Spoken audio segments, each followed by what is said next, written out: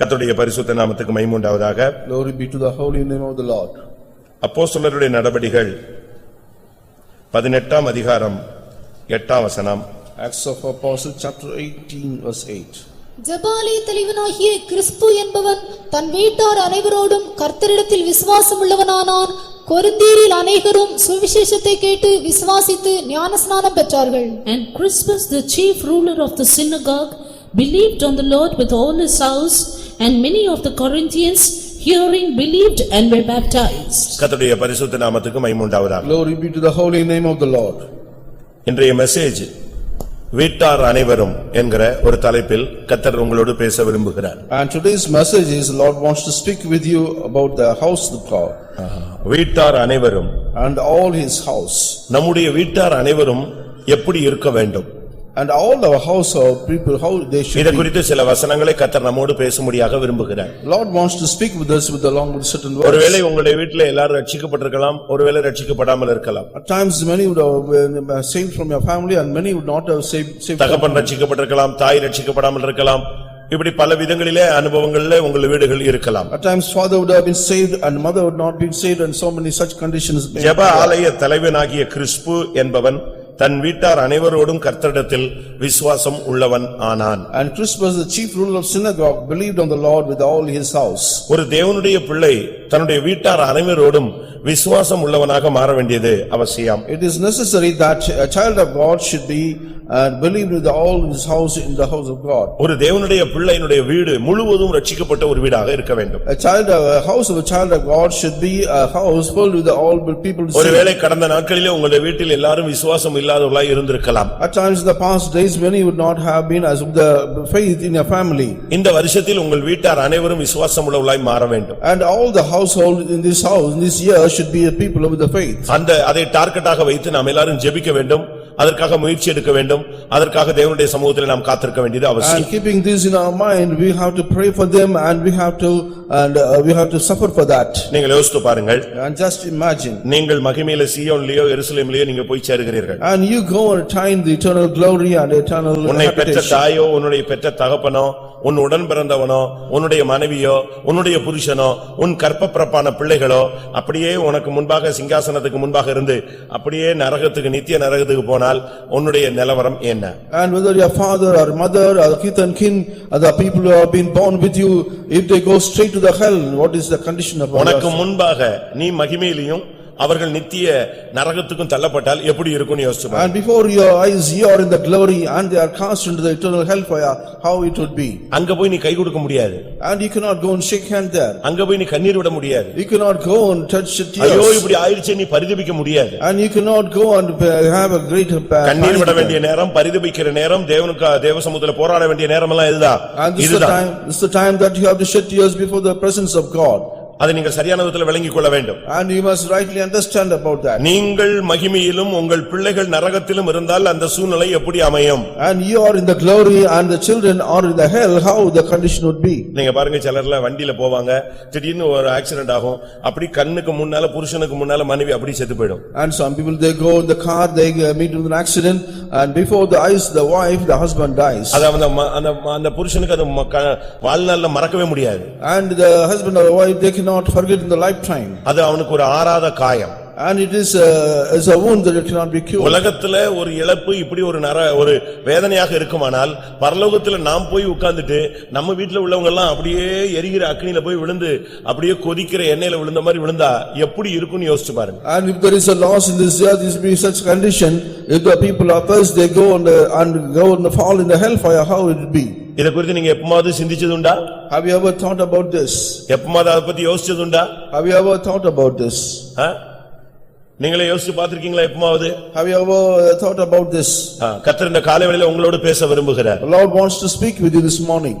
Crisp என்கிற ஜெப ஆலய தலைவன் And the Chris was the chief ruler of the synagogue. தன்னுடைய வீட்டார் அனைவரோடும் அவன் கர்த்தரிடத்தில் விசுவாசம் உள்ளவனானான். And he believed on the Lord with all his house. நம்முடைய வீடுகளில் இது நடந்திருக்கிறதா பிரியமானவர்களே? Whether it has happened in our life, in our அப்படி family. நடக்கவில்லை என்றால் என்றைக்கு நடக்கும்? If it does not happen, today it will happen. அதை நாம் விளங்கிக் கொள்ள வேண்டியது அவசியம். It is necessary that we have to understand that. அப்போஸ்தலர் நடபடிகள் 16ஆம் அதிகாரம் என்ன சொல்லுகிறது? What does the Acts of Apostles chapter 16 says? அங்கே வேதம் என்ன சொல்லுகிறது? What does the word of God says here? 31ஆம் வசனம். Verse 31. கர்த்தராகிய இயேசு கிறிஸ்துவை விசுவாசி, அப்பொழுது நீயும் உன் வீட்டாரும் ரட்சிக்கப்படுவீர்கள் என்று சொல்லி, And they said, Believe on the Lord Jesus Christ, and thou shalt be saved in thy house. அப்போ வேதம் என்ன சொல்லுகிறது? What does the word of God says? நீ விசுவாசி, அப்பொழுது உன் வீட்டார் அனைவரும் ரட்சிக்கப்படுவார்கள். And believe on the Lord Jesus Christ, and all the household will be saved. இன்னைக்கு நாம் எல்லாரும் ரட்சிக்கப்பட்டிருக்கிறோம், விசுவாசிக்கிறோம். நம்முடைய குடும்பத்தார் ரட்சிக்கப்பட்டிருக்கிறார்களா? And we are saved, and whether all the family members have been saved. அநேக ஊழியர்களுடைய வீடுகளில் கூட இன்னும் அநேகர் ரட்சிக்கப்படவில்லை. In many the workers family, many who have not been saved. அநேகர் விசுவாசிகள் வீடுகளில் எல்லாரும் ரட்சிக்கப்படவில்லை. And in many believers family, all the people have not been saved. அப்படி ரட்சிக்கப்பட்டதால் அந்த ரட்சிப்பை அவர்கள் காத்துக்கொள்ளவில்லை. And if they have not been saved, they have not preserved their faith all the life. இன்னைக்கு ரட்சிக்கப்பட்டவங்க எல்லாம் விசுவாசிகள் இன்னைக்கு கூட்டத்துக்கு வந்திருக்காங்களா? Whether all the people have been saved, they have come to this meeting. தேவ சமூகத்துக்கு கூட வர முடியாத அளவு உன்னுடைய மகனோ உன்னுடைய மனைவியோ உன்னுடைய பிள்ளைகளோ நீங்களோ பிஸியா நீங்கன்னா உங்க நிலவரம் எப்படி இருக்கும்? If you are so busy not able to come to the presence of God, whether you have a house or a family or their wife or children. ஆண்டவர் 24 hours உன்னை கர்த்தருடைய வீட்ல உட்காரணும்னு சொல்லல. The Lord does not say that you must come into the presence of God, sit for 24 hours. அப்படிதானே? 24 மணி நேரம் இருக்கிறதுக்கு நாங்க இருக்கிறோம். And for to be in the presence of God for 24 hours we are here. ஆனா ஒரு வாரத்துல 7 hours ஆண்டவர் தன்னுடைய சமூகத்துக்கு வர சொல்லி உன்னை கட்டாயப்படுத்துகிறார். And the Lord compels you to come to the presence of God at least 7 hours in a week. 7 நாள்ல 7 மணி நேரம் நீ தேவ சமூகத்துக்கு வான்னு சொல்றார். For 7 days in a week the Lord wants to come to 7 hours to the presence Bible of ஸ்டடிக்கு God. 2 மணி நேரம். For the Bible study 2 hours.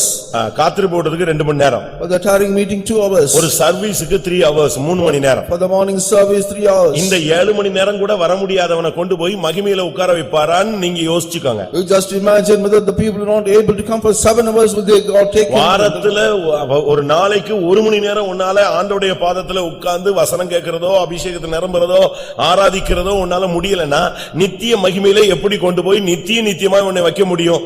Not able to come to the presence of God and hear the word of God, here how the Lord will take you to the glory and be there. அது ஒரு entertainment area கிடையாது. It is not an entertainment area. அது தேவனை மகிமைப்படுத்தக்கூடிய ஒரு area. This is an area where they will glorify God. அந்த மகிமையின் தேசத்துல நீ போகணும்னா இங்கேயே அதை பயிற்சி வைக்கணும். If you go on to the land of glory, you must get the practice here. வாரத்துல ஒரு உபவாச ஜெபத்துக்கு உன்னால பங்கெடுக்க முடியாது. Not able to partake in one fasting prayer in a week.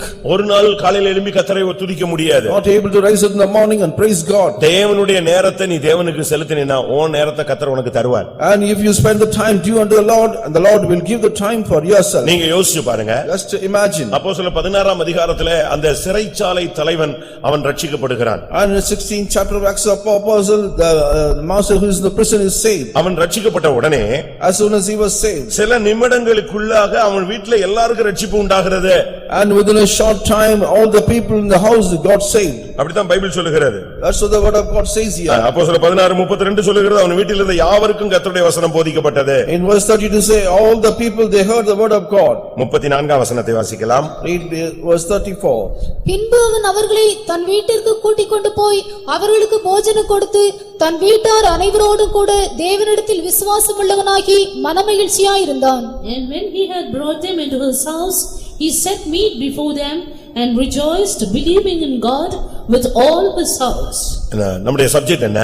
What is our subject? வீட்டார் அனைவரோடு நீ விசுவாசம் உள்ளவனாக இருக்கிறாயா? Whether you have got to believe with all your house.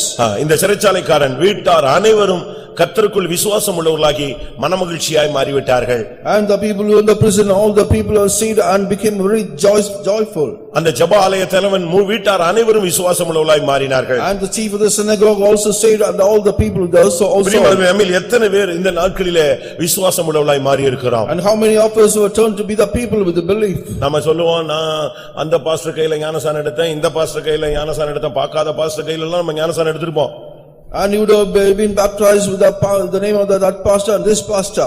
ஆனால் உங்கள் வீட்டார் அனைவரும் ரட்சிக்கப்பட்டிருக்கிறார்களா? Whether all the household of your people have been saved. 1 கொரிந்தியர் 1:15 பார்க்கும் பொழுது பவுல் கையிலாலே கிறிஸ்பு ஞானஸ்நானம் பெற்றுக்கொண்டான். In 1 Corinthians 1:15 says Crispus was baptized through Paul. பவுலின் கையிலால் கிறிஸ்பு ஞானஸ்நானம் பெற்றான். அவனுடைய வீட்டார் அனைவரும் கர்த்தரிடத்தில் விசுவாசம் உள்ளவர்களாக மாறினார்கள். And he was baptized in the hand of Paul, and all the household were having the faith in God. Pastor Joel அவர்கள் அடிக்கடி கேட்பார், Pastor Joel used to ask one உனக்கு question, பின்பு உன்னுடைய சந்ததி விசுவாசியா இருக்குமா? கேட்டிருக்காரா? whether your generation will become a believer after உனக்கு yourself. பின்னால இந்த சபையில அவங்க விசுவாசியா இருப்பாங்களா? And after your time, whether they will be believers in the church. அதுதான் கேள்வி. That is the question. உன்னுடைய விசுவாசம் உன் பிள்ளைகளுக்குள்ளே, அவர்களுடைய விசுவாசம் அவர்கள் பிள்ளைகளுக்குள்ளே வர வேண்டும். And the faith in yourself should come into them, and the faith should come along with the other people. அப்படித்தான் வேதம் சொல்லுகிறது. That's what the word of God says. 2 தீமோத்தேயுல பார்க்கும் பொழுது When we see 2 Timothy, 1 அதிகாரம் chapter 1, 5ஆம் வசனத்தை பாருங்கள். verse 5 we read. அந்த விசுவாசம் முந்தி உன் பாட்டியாகிய லோவிசாளுக்குள்ளும் உன் தாயாகிய ஐனிகேயாளுக்குள்ளும் நிலைத்திருந்தது, அது உனக்குள்ளும் நிலைத்திருக்கிறது என்று நிச்சயித்திருக்கிறேன். When I call to remembrance the unfeigned faith that is in thee, which dwelt first in thy grandmother Lois and thy mother Eunice, and I am persuaded that in thee also. பாட்டிக்குள்ள இருந்த விசுவாசம் மகளுக்குள்ள வருகிறது, தாய்க்குள்ள. தாய்க்குள்ள இருந்த விசுவாசம் பையன் தீமோத்தேயுக்குள்ள வருகிறது. எப்படி விசுவாச சந்ததி எப்படி வருதுன்னு பாருங்க. The faith in the grandmother comes to the mother, and the faith in the mother comes to the son. How the faith comes to the எந்த generation. அளவு அந்த குடும்பம் விசுவாசத்திலே வேரூன்றி இருந்தது என்பதை பாருங்க. And to the what extent you can imagine how the faith is. இதுதான் பிரியமானவர்களே, நமக்கு நம்முடைய வீட்டார் அனைவரும் விசுவாசத்துக்குள் நிற்க வேண்டும். And all the household should come into the faith. அதாவது சபைக்குள்ள வந்தது பெரிய காரியம் அல்ல. It's not a great thing to come to the church. எல்லாரும் நாங்க சபைக்கு போறோம்னு சொல்லுவீங்க. You say that you go to the ஆனா இந்த church. சபைக்குள்ள வந்துட்ட பிறகு உங்களில் எத்தனை பேர் விசுவாசம் உள்ளவர்களாக உங்களுடைய குடும்பத்தில் இருக்கிறாங்க? And when you come after coming to the church, how many of you in a family are having the faith in them? ஒரு தகப்பன் சண்டே ஸ்கூல் இன்ஸ்பெக்டர் சுகவீனமாய் மாறிவிட்டார். And one person got very sick, that is Sunday school teacher. அவர் சத்தியத்துல நின்னுட்டே இருக்கிறார். And he was standing in the faith. அவங்களுக்கு 2 பிள்ளைங்க. He had 2 children. கடைசி நேரம் போல போராட்டம் வந்து விட்டது. It is like a last minute and you got a straight struggle. மனைவியை கேட்டேன், நீங்க எப்படி? அவரை கேட்டேன், எப்படி இருக்கீங்க? விசுவாசத்துல நிக்கிறீங்களா? And whether you stand in the faith is asked. அப்ப அவர் சொன்னார், நான் நிக்கிறேன். He said, I am standing with the faith. மனைவியை கேட்டேன். He asked the wife. அவருடைய விசுவாசத்தை நான் தடை பண்ண போறது இல்லன்றார். I am not going to be a hindrance for his faith. அப்படினா என்ன அர்த்தம்? What does that mean? மரணத்துக்கு நான் சம்மதிக்கிறேன்னு அர்த்தம். Is that I am saying okay to the death. சத்தியத்துக்காக, விசுவாசத்துக்காக, தேவனுடைய அன்புக்காக அவர் மரிக்கிறதுக்கு நான் ஒப்பு கொடுக்கிறேன்னு மனைவி சொல்றாங்க. And for the sake of the faith, for the sake of the gospel, my wife says I am ready for his death. மூத்த மகளை கேட்டேன். And he asked the eldest daughter. நான் விசுவாசி, எங்க அப்பா விசுவாசத்தை நான் தடுக்க மாட்டேன். And I will not block my father's faith, I am a believer. இளைய மகளை கேட்டேன். Asked the younger daughter. அது சொல்லுச்சு, நீங்க சொல்லுங்க ஆஸ்பத்திரி போறதுக்கு, அப்பதான் அவர் கீழ்ப்படிவாரு. And you say, you take to the hospital, then he will obey. அவர் விசுவாசத்தை விட்டு போறதுக்கு நான் அவரை, ஏன்னா ஊழியக்காரர் சொன்னா அவர் கேட்பாரா, அதனால நான் எதை சொல்லணுமா? In order to take away the faith, he says that I must go and tell them. எப்படி இருக்கும்? Just imagine how it. அவங்க எல்லாம் ரட்சிக்கப்பட்டவர்கள், ஆனால் வீட்டார் அனைவரும் விசுவாசம் உள்ளவர்கள் அல்ல. And they're all people were saved, but all the household are not having the faith. இதை நான் எதற்காக சொல்லுகிறேன்? What for I am saying this? இந்த வருஷத்துல உங்களுடைய வீட்டார் அனைவரும் விசுவாசம் உள்ளவர்களாய் மாற வேண்டும். This year all your household should become the people அப்பதான் of நம்ம faith. விசுவாசத்துல ஒருத்தருக்கு ஒருத்தர் உற்ற துணையாக நிக்க முடியும். Then will be very helpful to each and of in our faith. ஜெபத்துல, உபவாசத்துல, விசுவாசத்துல ஒருத்தர் பைண்ட் பண்ணி கூட்டி கட்டி எழுப்பப்பட முடியும். And in your faith and also in prayer, all will be built together. இல்லன்னு சொன்னா என்ன நடக்கும்? What will happen if it is not ஒரு ஆள் so? விசுவாசத்துல நிக்கும், இன்னொரு ஆள் அவரை தூக்கி கொண்டு போய் விசுவாசத்தை கெடுத்து விட்டுருவாங்க. And one is standing with the faith, other will take it with the faith and stumble in the நான் faith. சென்னையில இருக்கும்போது While I was in Chennai, ஒரு சகோதரன், one brother, அவருக்கு 2 பெண் பிள்ளைகள். there are 2 children or daughters. அவர் SRFல வர்க் பண்ணார். And he was working in SRM. SRF. MRF மாதிரி SRFன்னு ஒன்னு இருக்கு. Like SRF, MRF like that. அதுல அவர் வர்க் பண்றாரு. And he was working there. அவருக்கு மூத்த பிள்ளை ஊமை. And the eldest daughter was dumb. அந்த வாலிப பிள்ளை, 2 She பிள்ளைகள். was a young girl. ஆனா இவர் ரொம்ப சுகவீனமாயிட்டாரு. She became very sick. செத்துருவாருங்கிற condition. Was about to die. மஞ்ச காமால முத்தி போயிடுச்சு. Because the jaundice has increased. ஆனா தைரியமா ஃபெய்த்தம்ல இருக்காரு. But with all boldness he is in the faith home. இப்ப திடீர்னு பாத்தீங்கன்னா அவங்க கம்பெனில வேலை பார்க்கறவங்க எல்லாம் ஒரு பஸ்ல வந்தாங்க. And all of a sudden, all the people in the company came in a bus. வந்து ஃபெய்த்தம்ல ஒரே சண்டை. There was a great quarrel in the faith home. அவரை கட்டாயப்படுத்தி தூக்கிட்டாங்க. And they compelled him and took him off. அப்ப மனைவி இல்ல. My wife was not அவங்க there. வீட்டுக்கு போயிட்டாங்க. And she has gone to the house. இவங்க கட்டாயப்படுத்தி தூக்கிட்டு போயிட்டாங்க. They compelled and compulsorily they took them எங்க off. கம்பெனி வர்க்கர் நாங்க அவரை காப்பாத்த போறோம். Only our company will be able to deliver him. ஆனா அந்த சகோதரன் ஒத்துக்கொள்ளவே இல்ல. But the brother did not accept that. நான் வரவே மாட்டேங்கறாரு. ஆனா அவரால ஒண்ணுமே முடியாது. படுத்த படுக்க தூக்கிட்டு போயிட்டாங்க. But he said, I will not come, but they compulsorily they took him off. ஆண்டவரே என் ஆவியை உம்முடைய கரத்துல ஒப்பு கொடுக்கிறேன்னாரு. இவங்க தூக்கிட்டு போய் கொஞ்ச நேரத்துல இறந்து போயிட்டாரு. And he said, I commit my spirit in thy hand, Lord, but immediately after they took him off, the pastor. அவங்களுக்கு ஆஸ்பத்திரிக்கும் கொண்டு போக முடியல, ஃபெய்த்தமுக்கும் கொண்டு போக முடியல, அவங்க வீட்ல கொண்டு போய் பாடி இறக்கவும் முடியல. திரிசங்கு சொர்க்கம் மாதிரி மாட்டிக்கிட்டாங்க மூணு எல்லாரும் பஸ்ல வந்தவெல்லாம். And all the people came in the bus, they are all confused how to take the body and what to. என்ன செய்யறது? And what to do. காப்பாத்தணும்னு தூக்குனாரு. இவர் ஒரு ஜெபம் பண்ணாரு. என்ன ஆவியை ஒப்பு கொடுக்கிறேன்னு இவர் போயிட்டாரு. இவனுக்கு ஃபெய்த்தம் கொண்டு வந்தா நாங்க ஏத்துக்க மாட்டோம். வீட்டுக்கு போனா மனைவி நீ என் புருஷனை கொன்னுட்டீங்கமாங்க. ஹாஸ்பிடல்ல போனா தூக்கிட்டு போமா, செத்து போனா தூக்கிட்டு போமா. எங்க போறது? And where to go? They go to the house and they will say the wife will also scold us. And what to do? அவங்க மனைவி பயங்கர சின்ன வயசு, அப்படியே போல்டா ஃபெய்த்ல நின்னுச்சு. And she was a young girl and she was very bold. எவ்வளவு தைரியமாசாலி தெரியுமா அவங்க? And was able to meet him. எல்லாரும் சொன்னாங்க ஒரு ஊமை பிள்ளை, ரெண்டு வாலிப பிள்ளைங்க, என்ன ஆக போதோ இந்த சகோதரி. So one daughter is dumb and two young girls, how are going to happen to this girl? அடக்காரதனையில பயங்கர சண்டை. And there was a great quarrel in the அந்த கம்பெனிக்காரங்க and company people. Pastor Lazarus நடத்துறார். Pastor பரிசுத்தவான்களுடைய மரணம் கர்த்தருடைய பார்வைக்கு அருமையானது. ஏய் நிறுத்து அப்படினா. And they want to stop the funeral service. மரணம் அருமையானதா? ரெண்டு வாலிப பிள்ளைகளை விட்டு செத்து போயிட்டான் அப்படினு சண்டை இழுத்துட்டாங்க. They started to quarrel with them, left the two daughters. அடக்காரன் நடத்த விடல. He did not allow to conduct the funeral. கடைசில அந்த சிஸ்டர் அழுதுகிட்டு இருந்துச்சு, எந்திச்சு வந்துச்சு. And the sister came by always crying. கம்பெனில உள்ளவங்க வெளிய போச்சு. Ask him to get இந்த கம்பெனில உள்ளவங்க வெளிய போ. Just to go away from this place. எனக்கு இவங்க தான் நடத்தணும் ஆராதனை. Only they should conduct the funeral. வெளிய போச்சு. Ask him to go off. அப்படியே அந்த கம்பெனி ஜிஎம் வந்து அவ்வளவு பேரும் வெளியே வேண்டாம், மரியாதையா வெளியே வான்னு சொன்னார். அவங்க உங்களை வேண்டாம், அவங்கள தான் வேணுங்கிறாங்க, கேவலப்பட்டு வெளியே வான்னு சொன்னார். And the GM came and asked. அவ்வளவு ஸ்ட்ராங்கா நின்னு அந்த சிஸ்டர் சத்தியத்துக்காக நின்னாங்க. And the sister stood for the faith very strongly. விசுவாசம்னா என்ன நினைக்கிறீங்க நீங்க? What do you think about faith? மீசை எடுத்தா பெரிய விசுவாசியா, இல்ல நகைய கழட்டிட்டா நீ பெரிய விசுவாசியா, இல்ல பைபிளை தூக்கிட்டு ஒயிட் அண்ட் ஒயிட் போட்டீங்க வந்ததுனால நீ விசுவாசின்னு கர்த்தர் கணக்குல வச்சிருக்கிறாரா, இல்ல நீ சபையும் ஊழியக்காரங்களையும் ஏமாத்திட்டா நீ விசுவாசியா மாறிடுவியா? By taking the mucha and also taking away all the jewels, can you be a believer here? தசமம் வாங்க கொடுக்கறதுனால ஒருத்த விசுவாசின்னு பேர் கிடையாது. Just because you give the tithe, you cannot claim as a believer. விசுவாசத்துக்காக ஜீவனை கொடுக்கறவங்க மட்டும்தான் விசுவாசி. Only the people who give the life for the faith, they should be a believer. வீட்டார் அனைவரும் விசுவாசம் உள்ளவர்களா இந்த வருஷத்துல மாறணும்ங்கறதா தேவனுடைய திட்டம். The plan of God is all the household should become with the people of faith. அதுக்காக நீ முழங்கால் போடு. And you be on the knees for that. அதுக்காக உபவாசம் எடு. You take fasting for that. அதுக்காக ஜெபம் பண்ணு. You pray for that. விசுவாசத்துல நிக்கிறதுக்காக தைரியம் ஜீவனை கொடுக்கிறதுக்காக போராட வேண்டிய காலம் இதுதான். This is the time we have to contend for the faith and also விசுவாசம் இல்லாமல் தேவனுக்கு பிரியமாயிருப்பது கூடாத காரியம். And it is impossible to please God. விசுவாசத்தில் நற்சாட்சி பெற்றவர்கள் தான் பரலோகத்துக்குள்ளே போக முடியும். Only the people on the good name, they can go to the நல்ல போராட்டத்தை போராடினேன் விசுவாசத்தை காத்துக்கொண்டேன் என்று சொல்லுவதற்கு தான் ஜீவ கிரீடம் காத்திருக்கிறது. And I have fought a good fight. Only for the people who say like this, their life of crown is. இன்னைக்கு நம்மில் எத்தனை பேர் விசுவாசத்தை காத்துக்கொள்ளக்கூடியவர்களாய் How காணப்படுகிறோம்? many of us are able to preserve the faith? இன்னைக்கு अनेகருடைய விசுவாசம் கேள்விக்குறியாக இருக்கிறது. And faith of many people become a question mark. இன்றைக்கும் கர்த்தர் நம்மோடு பேச விரும்புகிறார். Even today the Lord wants to speak with us. இன்னைக்கு நீங்கள் உங்கள் வீட்டாருக்காக நீங்கள் ஜெபிக்க போகிறீர்கள். And today you are going to pray for you and your household. உங்கள் வீட்டார் அனைவரும் விசுவாசமுள்ளவர்களாய் மாற வேண்டும். And all people, the household should become the people அந்த of faith. ஜெபாலய தலைவன் வீடு போல, Like the chief ruler of the synagogue. அந்த சிறைச்சாலைக்காரனுடைய வீடு தலைவனுடைய வீடு போல, And as the leader of the prison. எல்லாரும் விசுவாசமுள்ளவர்களாகி மாறினீர்கள்னா மனமகிழ்ச்சியாய் மாறுவீர்கள். And if all the people change it with the people of the faith, and you will be இதுதான் rejoicing. தேவனுடைய திட்டம். This is the plan of God. உன்னுடைய வீட்டுல ஒரு ஆளை ரட்சிக்க வைத்து ஒரு ஆளை உயர்த்துறது அல்ல.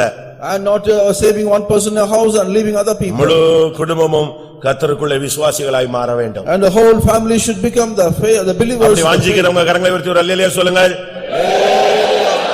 அதுதான் தேவனுடைய திட்டம் பிரியமானவர்களே. That is the plan of God. உன் கற்பப்பிறப்பான பிள்ளை உன் முன்னால அப்படியே எரிகிற அக்கினி கடல்ல போய் விழுந்தான்னா உன்னுடைய மனம் எப்படி இருக்கும்? And your own child, that is when they go and fall in the eternal hellfire, how your mind would be. அவங்களுக்காக ஜெபம் பண்ணுங்க. You have to pray for them. Time short time தான். Time is very short. தேவன் கொடுக்கக்கூடிய காலம் ரொம்ப குறுகிய காலம். The time is very short, the Lord is giving to இதுக்காக us. உங்களுடைய வீடுகளுக்காக யார் ஜெபிப்பது? And who will pray for your house? வேதம் என்ன சொல்லுகிறது? What the word of God says? இயேசு சிலுவை சுமந்து சொல்லும் பொழுது இயேசு சொன்ன வார்த்தை என்ன? What is the word that uttered by Jesus when he carried the cross? எனக்காக அழ வேண்டாம். Do not cry. உங்களுக்காக உங்கள் பிள்ளைகளுக்காகவும் அழுங்கள். And weep for you and your children. ரட்சிக்கப்படாதவனுடைய மனைவிக்காக, ரட்சிக்கப்படாதவனுடைய புருஷனுக்காக நீ அழு. And you cry out for your husband are not saved and the wife that is not saved. ஒரு முஸ்லிம் ரட்சிக்கப்பட்ட போது சொன்னார். And one Muslim when he was saved, he said. அவருடைய மனைவி RC. And his wife is Narsi. அந்த முஸ்லிம் ரட்சிக்கப்பட்ட போது சொல்றான், டெய்லி என் தலையன நனைஞ்சிருக்கும். And every day my head will be wet. நான் நினைச்சுக்குவேன் நம்ம குடிச்சிட்டு வந்ததனால ஏதோ வாமிட் பண்ணிருக்கோம் போல இருக்குன்னு நான் நினைச்சுக்குவேன். But I used to think because we are drunkard, but because of this I had. நாட்கள் போன போது தான் தெரிஞ்சது அது என்னுடைய மனைவியினுடைய கண்ணீர். Only after the days go by when I came to realize it is the tears of my wife. தேவன் கேட்பாரு. Lord will ask, உன் சகோதரன் எங்கன்னு கேட்பாரு. where is your brother? பரலோகத்துல நீ என்ன பதில் சொல்லுவ? And what you will be reply in heaven? ஆதியாகமத்துல என்ன கேள்வி கேட்கப்பட்டது? What was heard in the book of Genesis? காயினிடத்துல கேட்ட கேள்வி என்ன? உன் சகோதரன் எங்கே? And where is your brother? பரலோகத்துல போன பிறகு உன் சகோதரன் எங்கே, உன் மனைவி எங்கே, உன் புருஷன் எங்கேன்னா அவங்க எல்லாம் நரகத்துல போயிட்டாங்க சுவாமி, அவங்க எல்லாம் பாதாளத்துக்கு போயிட்டாங்க, அவங்க எல்லாம் அழுகையும் பற்கடிப்பும் உள்ள இடத்துக்கு போயிட்டாங்க, அவங்க எல்லாம் புறம்பான இருளுக்கு போய் விட்டாங்க, கிருபையினால நான் மட்டும் வந்திருக்கிறேன் அப்படி சொல்வீங்களோ? When you go to heaven, the Lord asks, where is your brother and where is your wife and sister? Grace is I have come, they have gone to the hell. என்னை மட்டுமாவது சேர்த்தீங்களே, ஸ்தோத்திரம், அவங்க ஏற்கனவே போக வேண்டியவங்க தான் அப்படின்னு சொல்றீங்களா? And will you say that is the Lord, praise the Lord because you have saved me, they are the person they have to go. அந்தாளி என்னைய படுத்துன ஒரு துன்பத்துக்கு அவன் பரலோகத்துக்கு வருவான், அங்கதான் போணும் சுவாமி அப்படின்னு சொல்வீங்களா? And for the suffering that are made by him, you have to go to only to hell. ஒரு சகோதரியை அவங்க புருஷன் பயங்கரமா அடிப்பாரு. And one brother used to beat his wife very severely. அடிச்சு ரத்தம் வந்துட்டா வீட்டுல உள்ள பூனையை வச்சு அதை குடிக்க வைப்பாரு. And when she was bleeding, he used to make the cat to drink the blood. பயங்கர கொடூரம். He was a very terrible man. ஆனா அந்த சகோதரி என்ன செஞ்சது தெரியுமா? But what did the wife do? ஆண்டவரே இவ்வளவு பண்ணிட்டாரு, But he did like this. இவர் கூட நான் இத்தனை வருஷம் வாழ்ந்துட்டேன், I have lived with him so ஆனா long. ஒன்னு செய்யணும், இந்த மனுஷனையும் உங்களுடைய ரத்தம் ரட்சிக்கிறதுங்கறத நிரூபிக்கணும். And you must prove that your blood is saving even this person. நீங்க என்ன செய்வீங்க? What you will do? சொல்லுங்க. அவர்தான் ஜெபிச்சு சாவடிச்சிருவோமே. Lord, kill him, Lord. யோசிச்சு பாருங்க. Just imagine. அவங்க ஜெபிச்சு அவரை ரட்சிப்புக்குள்ள கொண்டு வந்து ஜெயத்தோட ஓட்டத்தை முடிச்சாங்க. And he prayed and brought him to salvation. இதுதான் கிறிஸ்தவம். That is Christianity. அப்படினால நாம் இந்த நாட்கள்ல நம்முடைய பிள்ளைகளுக்காக, நமக்காக, நம்முடைய ஜனங்களுக்காக தேவசமூகத்துல நிக்க வேண்டிய டைம் இதுதான். This is the time that we have to stand in the presence of God for our children and also our நம்முடைய household. பிள்ளைகள் ரட்சிக்கப்படும்படியாக. Not to be our children should அவங்க be saved. நரகத்துக்கு போக நீங்க அனுமதிச்சிர கூடாது. We should not allow them to go to eternal hell. இது ஒரு time. இந்த வருஷம் நீங்க ஒரு டார்கெட் மாதிரி வச்சு கர்த்தாவே எங்களுடைய வீட்டார் அனைவரையும் என்ன செய்யுங்க, விசுவாசம் உள்ளவர்களாக மாற்றுங்கள். And you must make a target and keeping this in mind, you must ask God to அவங்கள நீங்க தான் இழுத்துட்டு வரணும். only you must drag them. உங்களுடைய கற்புள்ள நடக்கையினாலே அவர்கள் போதனையின்றி ஆதாயப்படுத்திக் கொள்ளப்படுவார்கள்னு பைபிள் சொல்லுது. And the word of God says because of your living that they will be saved. நம்முடைய நடக்கையை பார்த்து அவங்களே தேவசமூகத்துக்கு வரணும், ரட்சிக்கப்படணும். And knowing all our attitude, they must come to the presence of God. இன்னைக்கு நம்மில் எத்தனை பேர் அப்படிப்பட்டவங்களை ரட்சிக்கிறதுக்காக நம்ம ட்ரை பண்றோம்? And how many of us trying to not to save such kind of people? ஆண்டவர் கேட்பார், உன் சகோதரன் எங்கே? The Lord will ask, where is your brother? வந்தவனையும் துரத்தி விட்டுட்டு நம்ம யோசிச்சுட்டு இருக்கிறோம். And just you must think that what has happened to him. இரண்டாவதாக Secondly, அப்போஸ்தலர் 10ஆம் அதிகாரம் 2ஆம் வசனம்.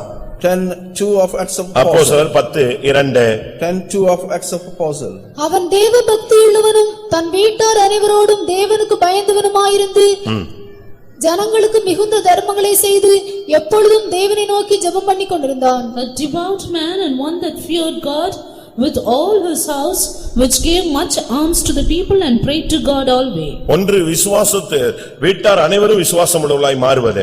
And one thing is all the household should become the இரண்டாவது people of faith. வீட்டார் அனைவரும் தேவனுக்கு பயந்தவர்களாய் மாறுவது. And second thing, all the people should have the fear of நம்முடைய God. வீட்ல எல்லாரும் தேவனுக்கு பயந்தவர்களாய் மாறணும். And all the people in our house should become the people who fear God. ஒரு சிஸ்டர் எங்க டைம் ஆயிடுச்சு, சீக்கிரம் கோயிலுக்கு போலாங்க, அப்படின்னு சொல்லிச்சு. One sister says its time is up, we will come go to the இப்பமே church. மணி 9:30 சீக்கிரம் வாங்க புறப்படுங்க போகலாம் சீக்கிரம். Now 9:30 it's very late, you just hurry up. புருஷன் சொன்னாரா? And the husband said, அவனும் விசுவாசிதான், he is also a believer. அவங்க அம்மா அப்பாவும் விசுவாசிதான். Even his father and mother is also a believer. அவன் என்ன சொல்லியிருக்கான்? What did he say? நீ பிரசங்கம் பண்ண போறியா? Are you going to make a preaching? நீ அன்னைக்கு பிரசங்கம் பண்ண போற? Are you going to preach not இல்ல today? இல்ல அமைதியா என் கூட வாங்க. You come very calmly. நீ ஒண்ணும் பிரசங்கம் ஏதோ பிரசங்கம் பண்ற மாதிரி வேகமா வேகமா ஓடணுங்கற இரு. As if you are going- பிரசங்கம் கேட்கத்தானே போறோம், இரு wait. As if you are going to preach, you are hurry, make me hurry up. Only you are going to only listen to the prayer message. ஆனா அவனை கேட்டா நான் ரட்சிக்கப்பட்டவன், ராபோஜனம் எடுக்கிறான், எல்லாம் செய்றான். இது பிரியமானவர்களே, இவங்களுக்கு ரட்சிப்பு இருக்குன்னு நம்ம சொல்றோமே தவிர கர்த்தருக்கு பயந்தவர்கள் அல்ல.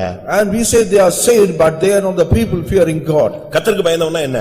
What does that mean, fearing God? வீட்டார் அனைவரோடும் கர்த்தருக்கு பயந்திருந்தால் அந்த குடும்பம் எப்படி இருக்குன்னு 128ஆம் சங்கீதத்தில் நீங்க பார்க்கலாம். You can see how the people who fear God will see in the Psalms 128. 128ஆம் சங்கீதம் என்ன சொல்லுகிறது? What does Psalms 128 says? முதலாம் வசனம். Verse 1. கர்த்தருக்கு பயந்து அவர் வழிகளில் நடக்கிறவன் எவனோ அவன் பாக்கியவான். கர்த்தருக்கு பயந்து நடக்கிற மனுஷன் பாக்கியவான். அவன் மனைவி எப்படி இருப்பா, அவன் பிள்ளைகள் எப்படி இருக்கும், அவனுடைய வாழ்க்கை எப்படி இருக்கும், அவனுடைய பிள்ளைகளுடைய பிள்ளைகள் எப்படி இருப்பார்கள், அவன் எப்படி தன்னுடைய ஓட்டத்தை முடிப்பான். தெளிவா ஷார்ட்டா அழகா அந்த சங்கீதம் சொல்லுகிறது. And the word of God says, Psalms 120 says, beautifully says, blessed is everyone that feareth the Lord, and how the wife should be and the wife husband will be. வீட்டார் அனைவரும் கர்த்தருக்கு பயந்து நடக்கணும். And all the household should fear God and live.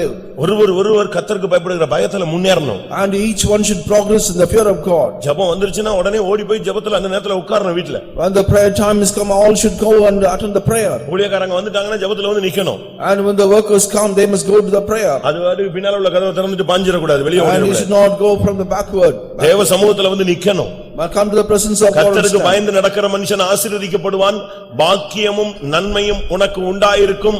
உன் கைகளின் பிரயாசத்தை நீ சாப்பிடுவாய். அதுதான் கர்த்தருக்கு பயந்தவனுக்கு உள்ள வாழ்க்கை. And blessed is the man that on the fear of the Lord, and the wife shall be like a fruitful vine by the sides of the முழு road. குடும்பமும் கர்த்தருக்கு பயந்து இருந்தால் அந்த குடும்பத்துக்கு பாக்கியமும் நன்மையும் உண்டாயிருக்கும். And the whole family is fearing God, all the blessedness will be in the உன் family. கைகளின் பிரயாசம் புறத்தியார் வீட்டுக்கு போகாது. And all your attempts of a household will not go to other family. நீதிமொழிகள் இருக்கு, உன் கைகளின் பிரயாசம் புறத்தியாருடைய வீட்டில் சேரும்னு சொல்லி இருக்கு. And in the Proverbs said that all the earnings will not go to the அது neighbors. துன்மார்க்கனுக்கு வேசிக்காரனுக்கு சொல்லப்பட்ட வார்த்தை. And that is said about the wicked, the one is wicked. ஆனால் தேவனுக்கு பயந்து நடந்து மனுக்கிற மனுஷனுக்கு சொல்லுகிற வார்த்தை, உன் கைகளின் பிரயாசத்தை நீ சாப்பிடுவாய். And the people who are the man who feareth God, that you will eat the fruits of their hand. ஆண்டவர் ஆசீர்வாதத்தை கொடுக்க ஆயத்தமாய் இருக்கிறார். The Lord is ready to pour out the blessings. ஆனால் ஆசீர்வாதத்துக்கு தடையாக உன்னுடைய வீட்டார் இருக்க கூடாது. எல்லாரும் தேவனுக்கு பயந்திருந்தால் பாக்கியமும் நன்மையும் உனக்கு உண்டாயிருக்கும். And the household should not be the people not fearing God, but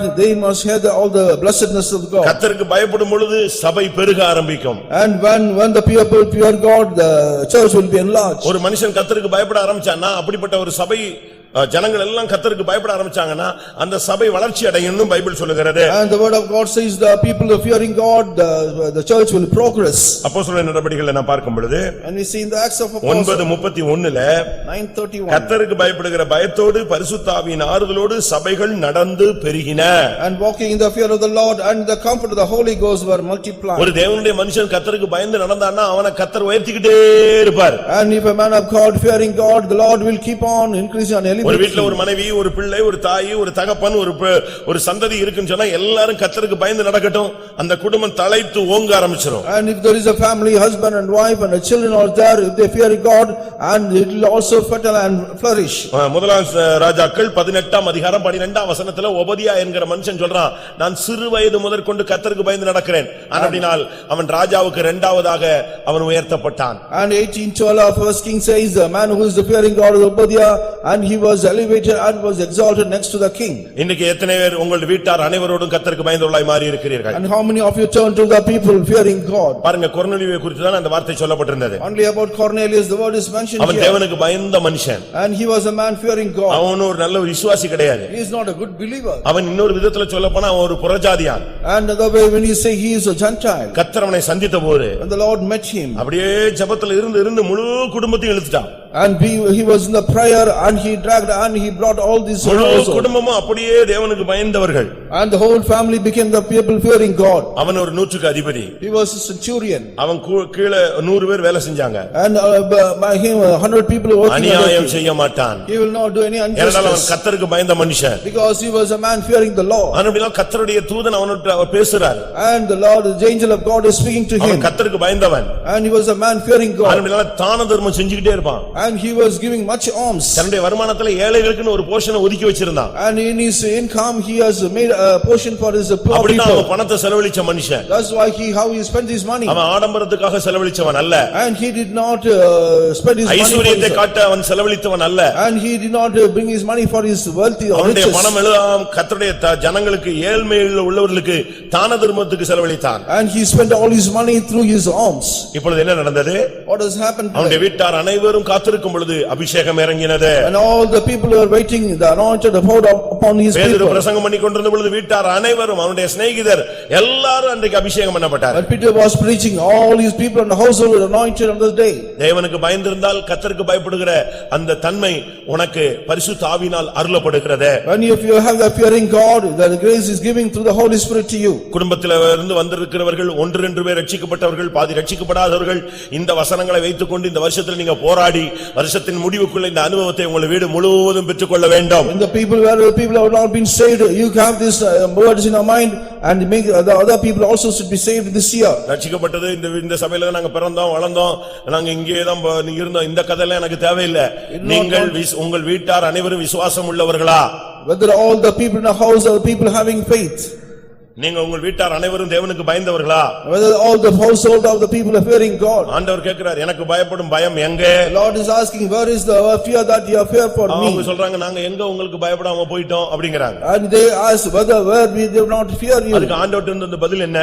What is the reply given by God? கர்த்தருடைய பந்தி என்னமற்று போயிட்டு என்று சொல்லுகிறீர்களேன்னு கேக்குறார். And he says, what is the கர்த்தருக்கு பயப்படுகிற பயம் சொன்னா கர்த்தருடைய பந்தியிலே முழு குடும்பமாய் பங்கெடுக்க வேண்டும். And if you are the people fearing God, you must take the Lord's table along with your family. புது வருஷத்துல உன் குடும்பம் முழுசும் ராபோஜனம் எடுத்துச்சா?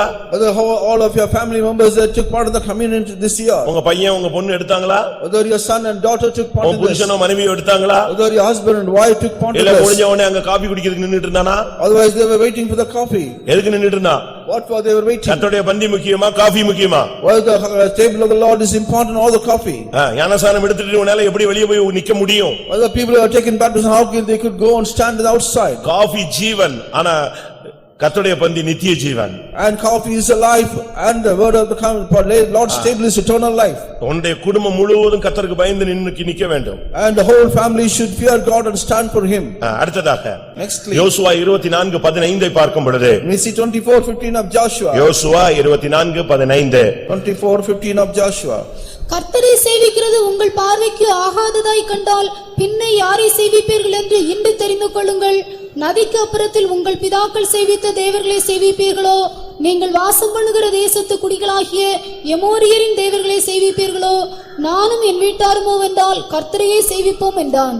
And if it seem evil unto you to serve the Lord, choose you this day whom you will serve, whether the gods which your fathers served that were on the other side of the flood, or the gods of the Amorites in whose land ye dwell. But as for me and my house, we will serve the Lord. கர்த்தரையே நானும் என் வீட்டாருமோ வென்றால் கர்த்தரையே சேவிப்போம். As for me and my house, we will serve the Lord.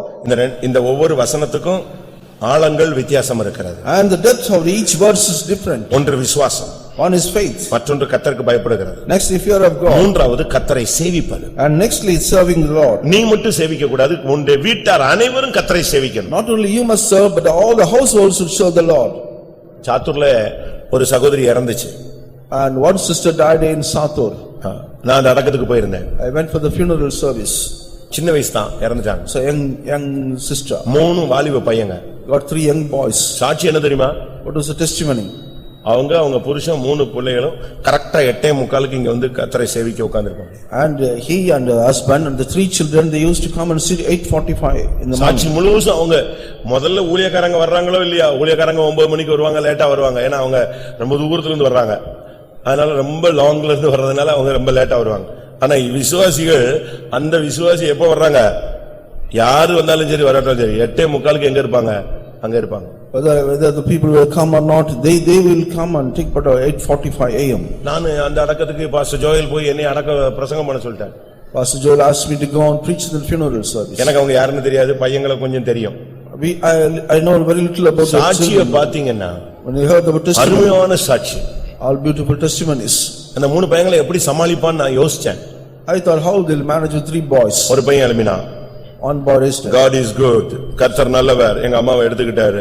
நான் அதுக்காக கர்த்தருக்கு நன்றி உள்ளவனா இருக்கிறேன். தேவனுடைய திட்டப்படி எடுத்துக்கிட்டாருன்னு சொல்லி போல்டா சொல்றான். According to the plan of God, Lord took me. I am very grateful to God, he said. அடுத்த பையன் அதே மாதிரி சாட்சி சொல்றான். Next boy also said like this. அப்பதான் யோசிச்சேன், இவங்க எல்லாமே கர்த்தரை எந்த சூழ்நிலையிலும் என்ன செய்கிறவர்கள், நானும் என் வீட்டாரும் என்றால் ஆசீர்வதிக்கும் போது சேவிக்கிறவர்கள் அல்ல, எந்த நேரத்திலும் சேவிக்கிறவர்கள். I and my household will serve the Lord not in the only the blessed time at all occasions. அப்போஸ்தலர் 20:19 பார்க்கும் பொழுது You see 20:19 சேவித்தல் என்றால் எப்படியெல்லாம் சேவிக்க வேண்டும் and how to serve the Lord.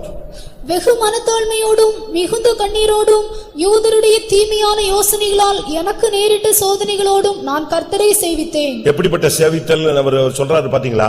See how he is saying about the serving the வெகு Lord. மனத்தாழ்மையோடும் மிகுந்த கண்ணீரோடும் யூதரால் எனக்கு நேரிட்ட பயங்கர சோதனைகளின் மத்தியிலும் நானும் என் வீட்டாரும் கர்த்தரையே சேவிப்போம். With all humility of mind, with the many tears and temptation before me the lying weight of ஆண்டவரை Jews. சேவிக்கிறது என்பது ரொம்ப முக்கியமான ஒரு காரியம். Serving the Lord is very important thing. நம்மில் எத்தனை பேர் அப்படி ஆண்டவரை சேவிப்போம்? How many of us will serve the Lord like this? பிரச்சனை வந்தா குடும்பமா சேவிக்க மாட்டாங்க.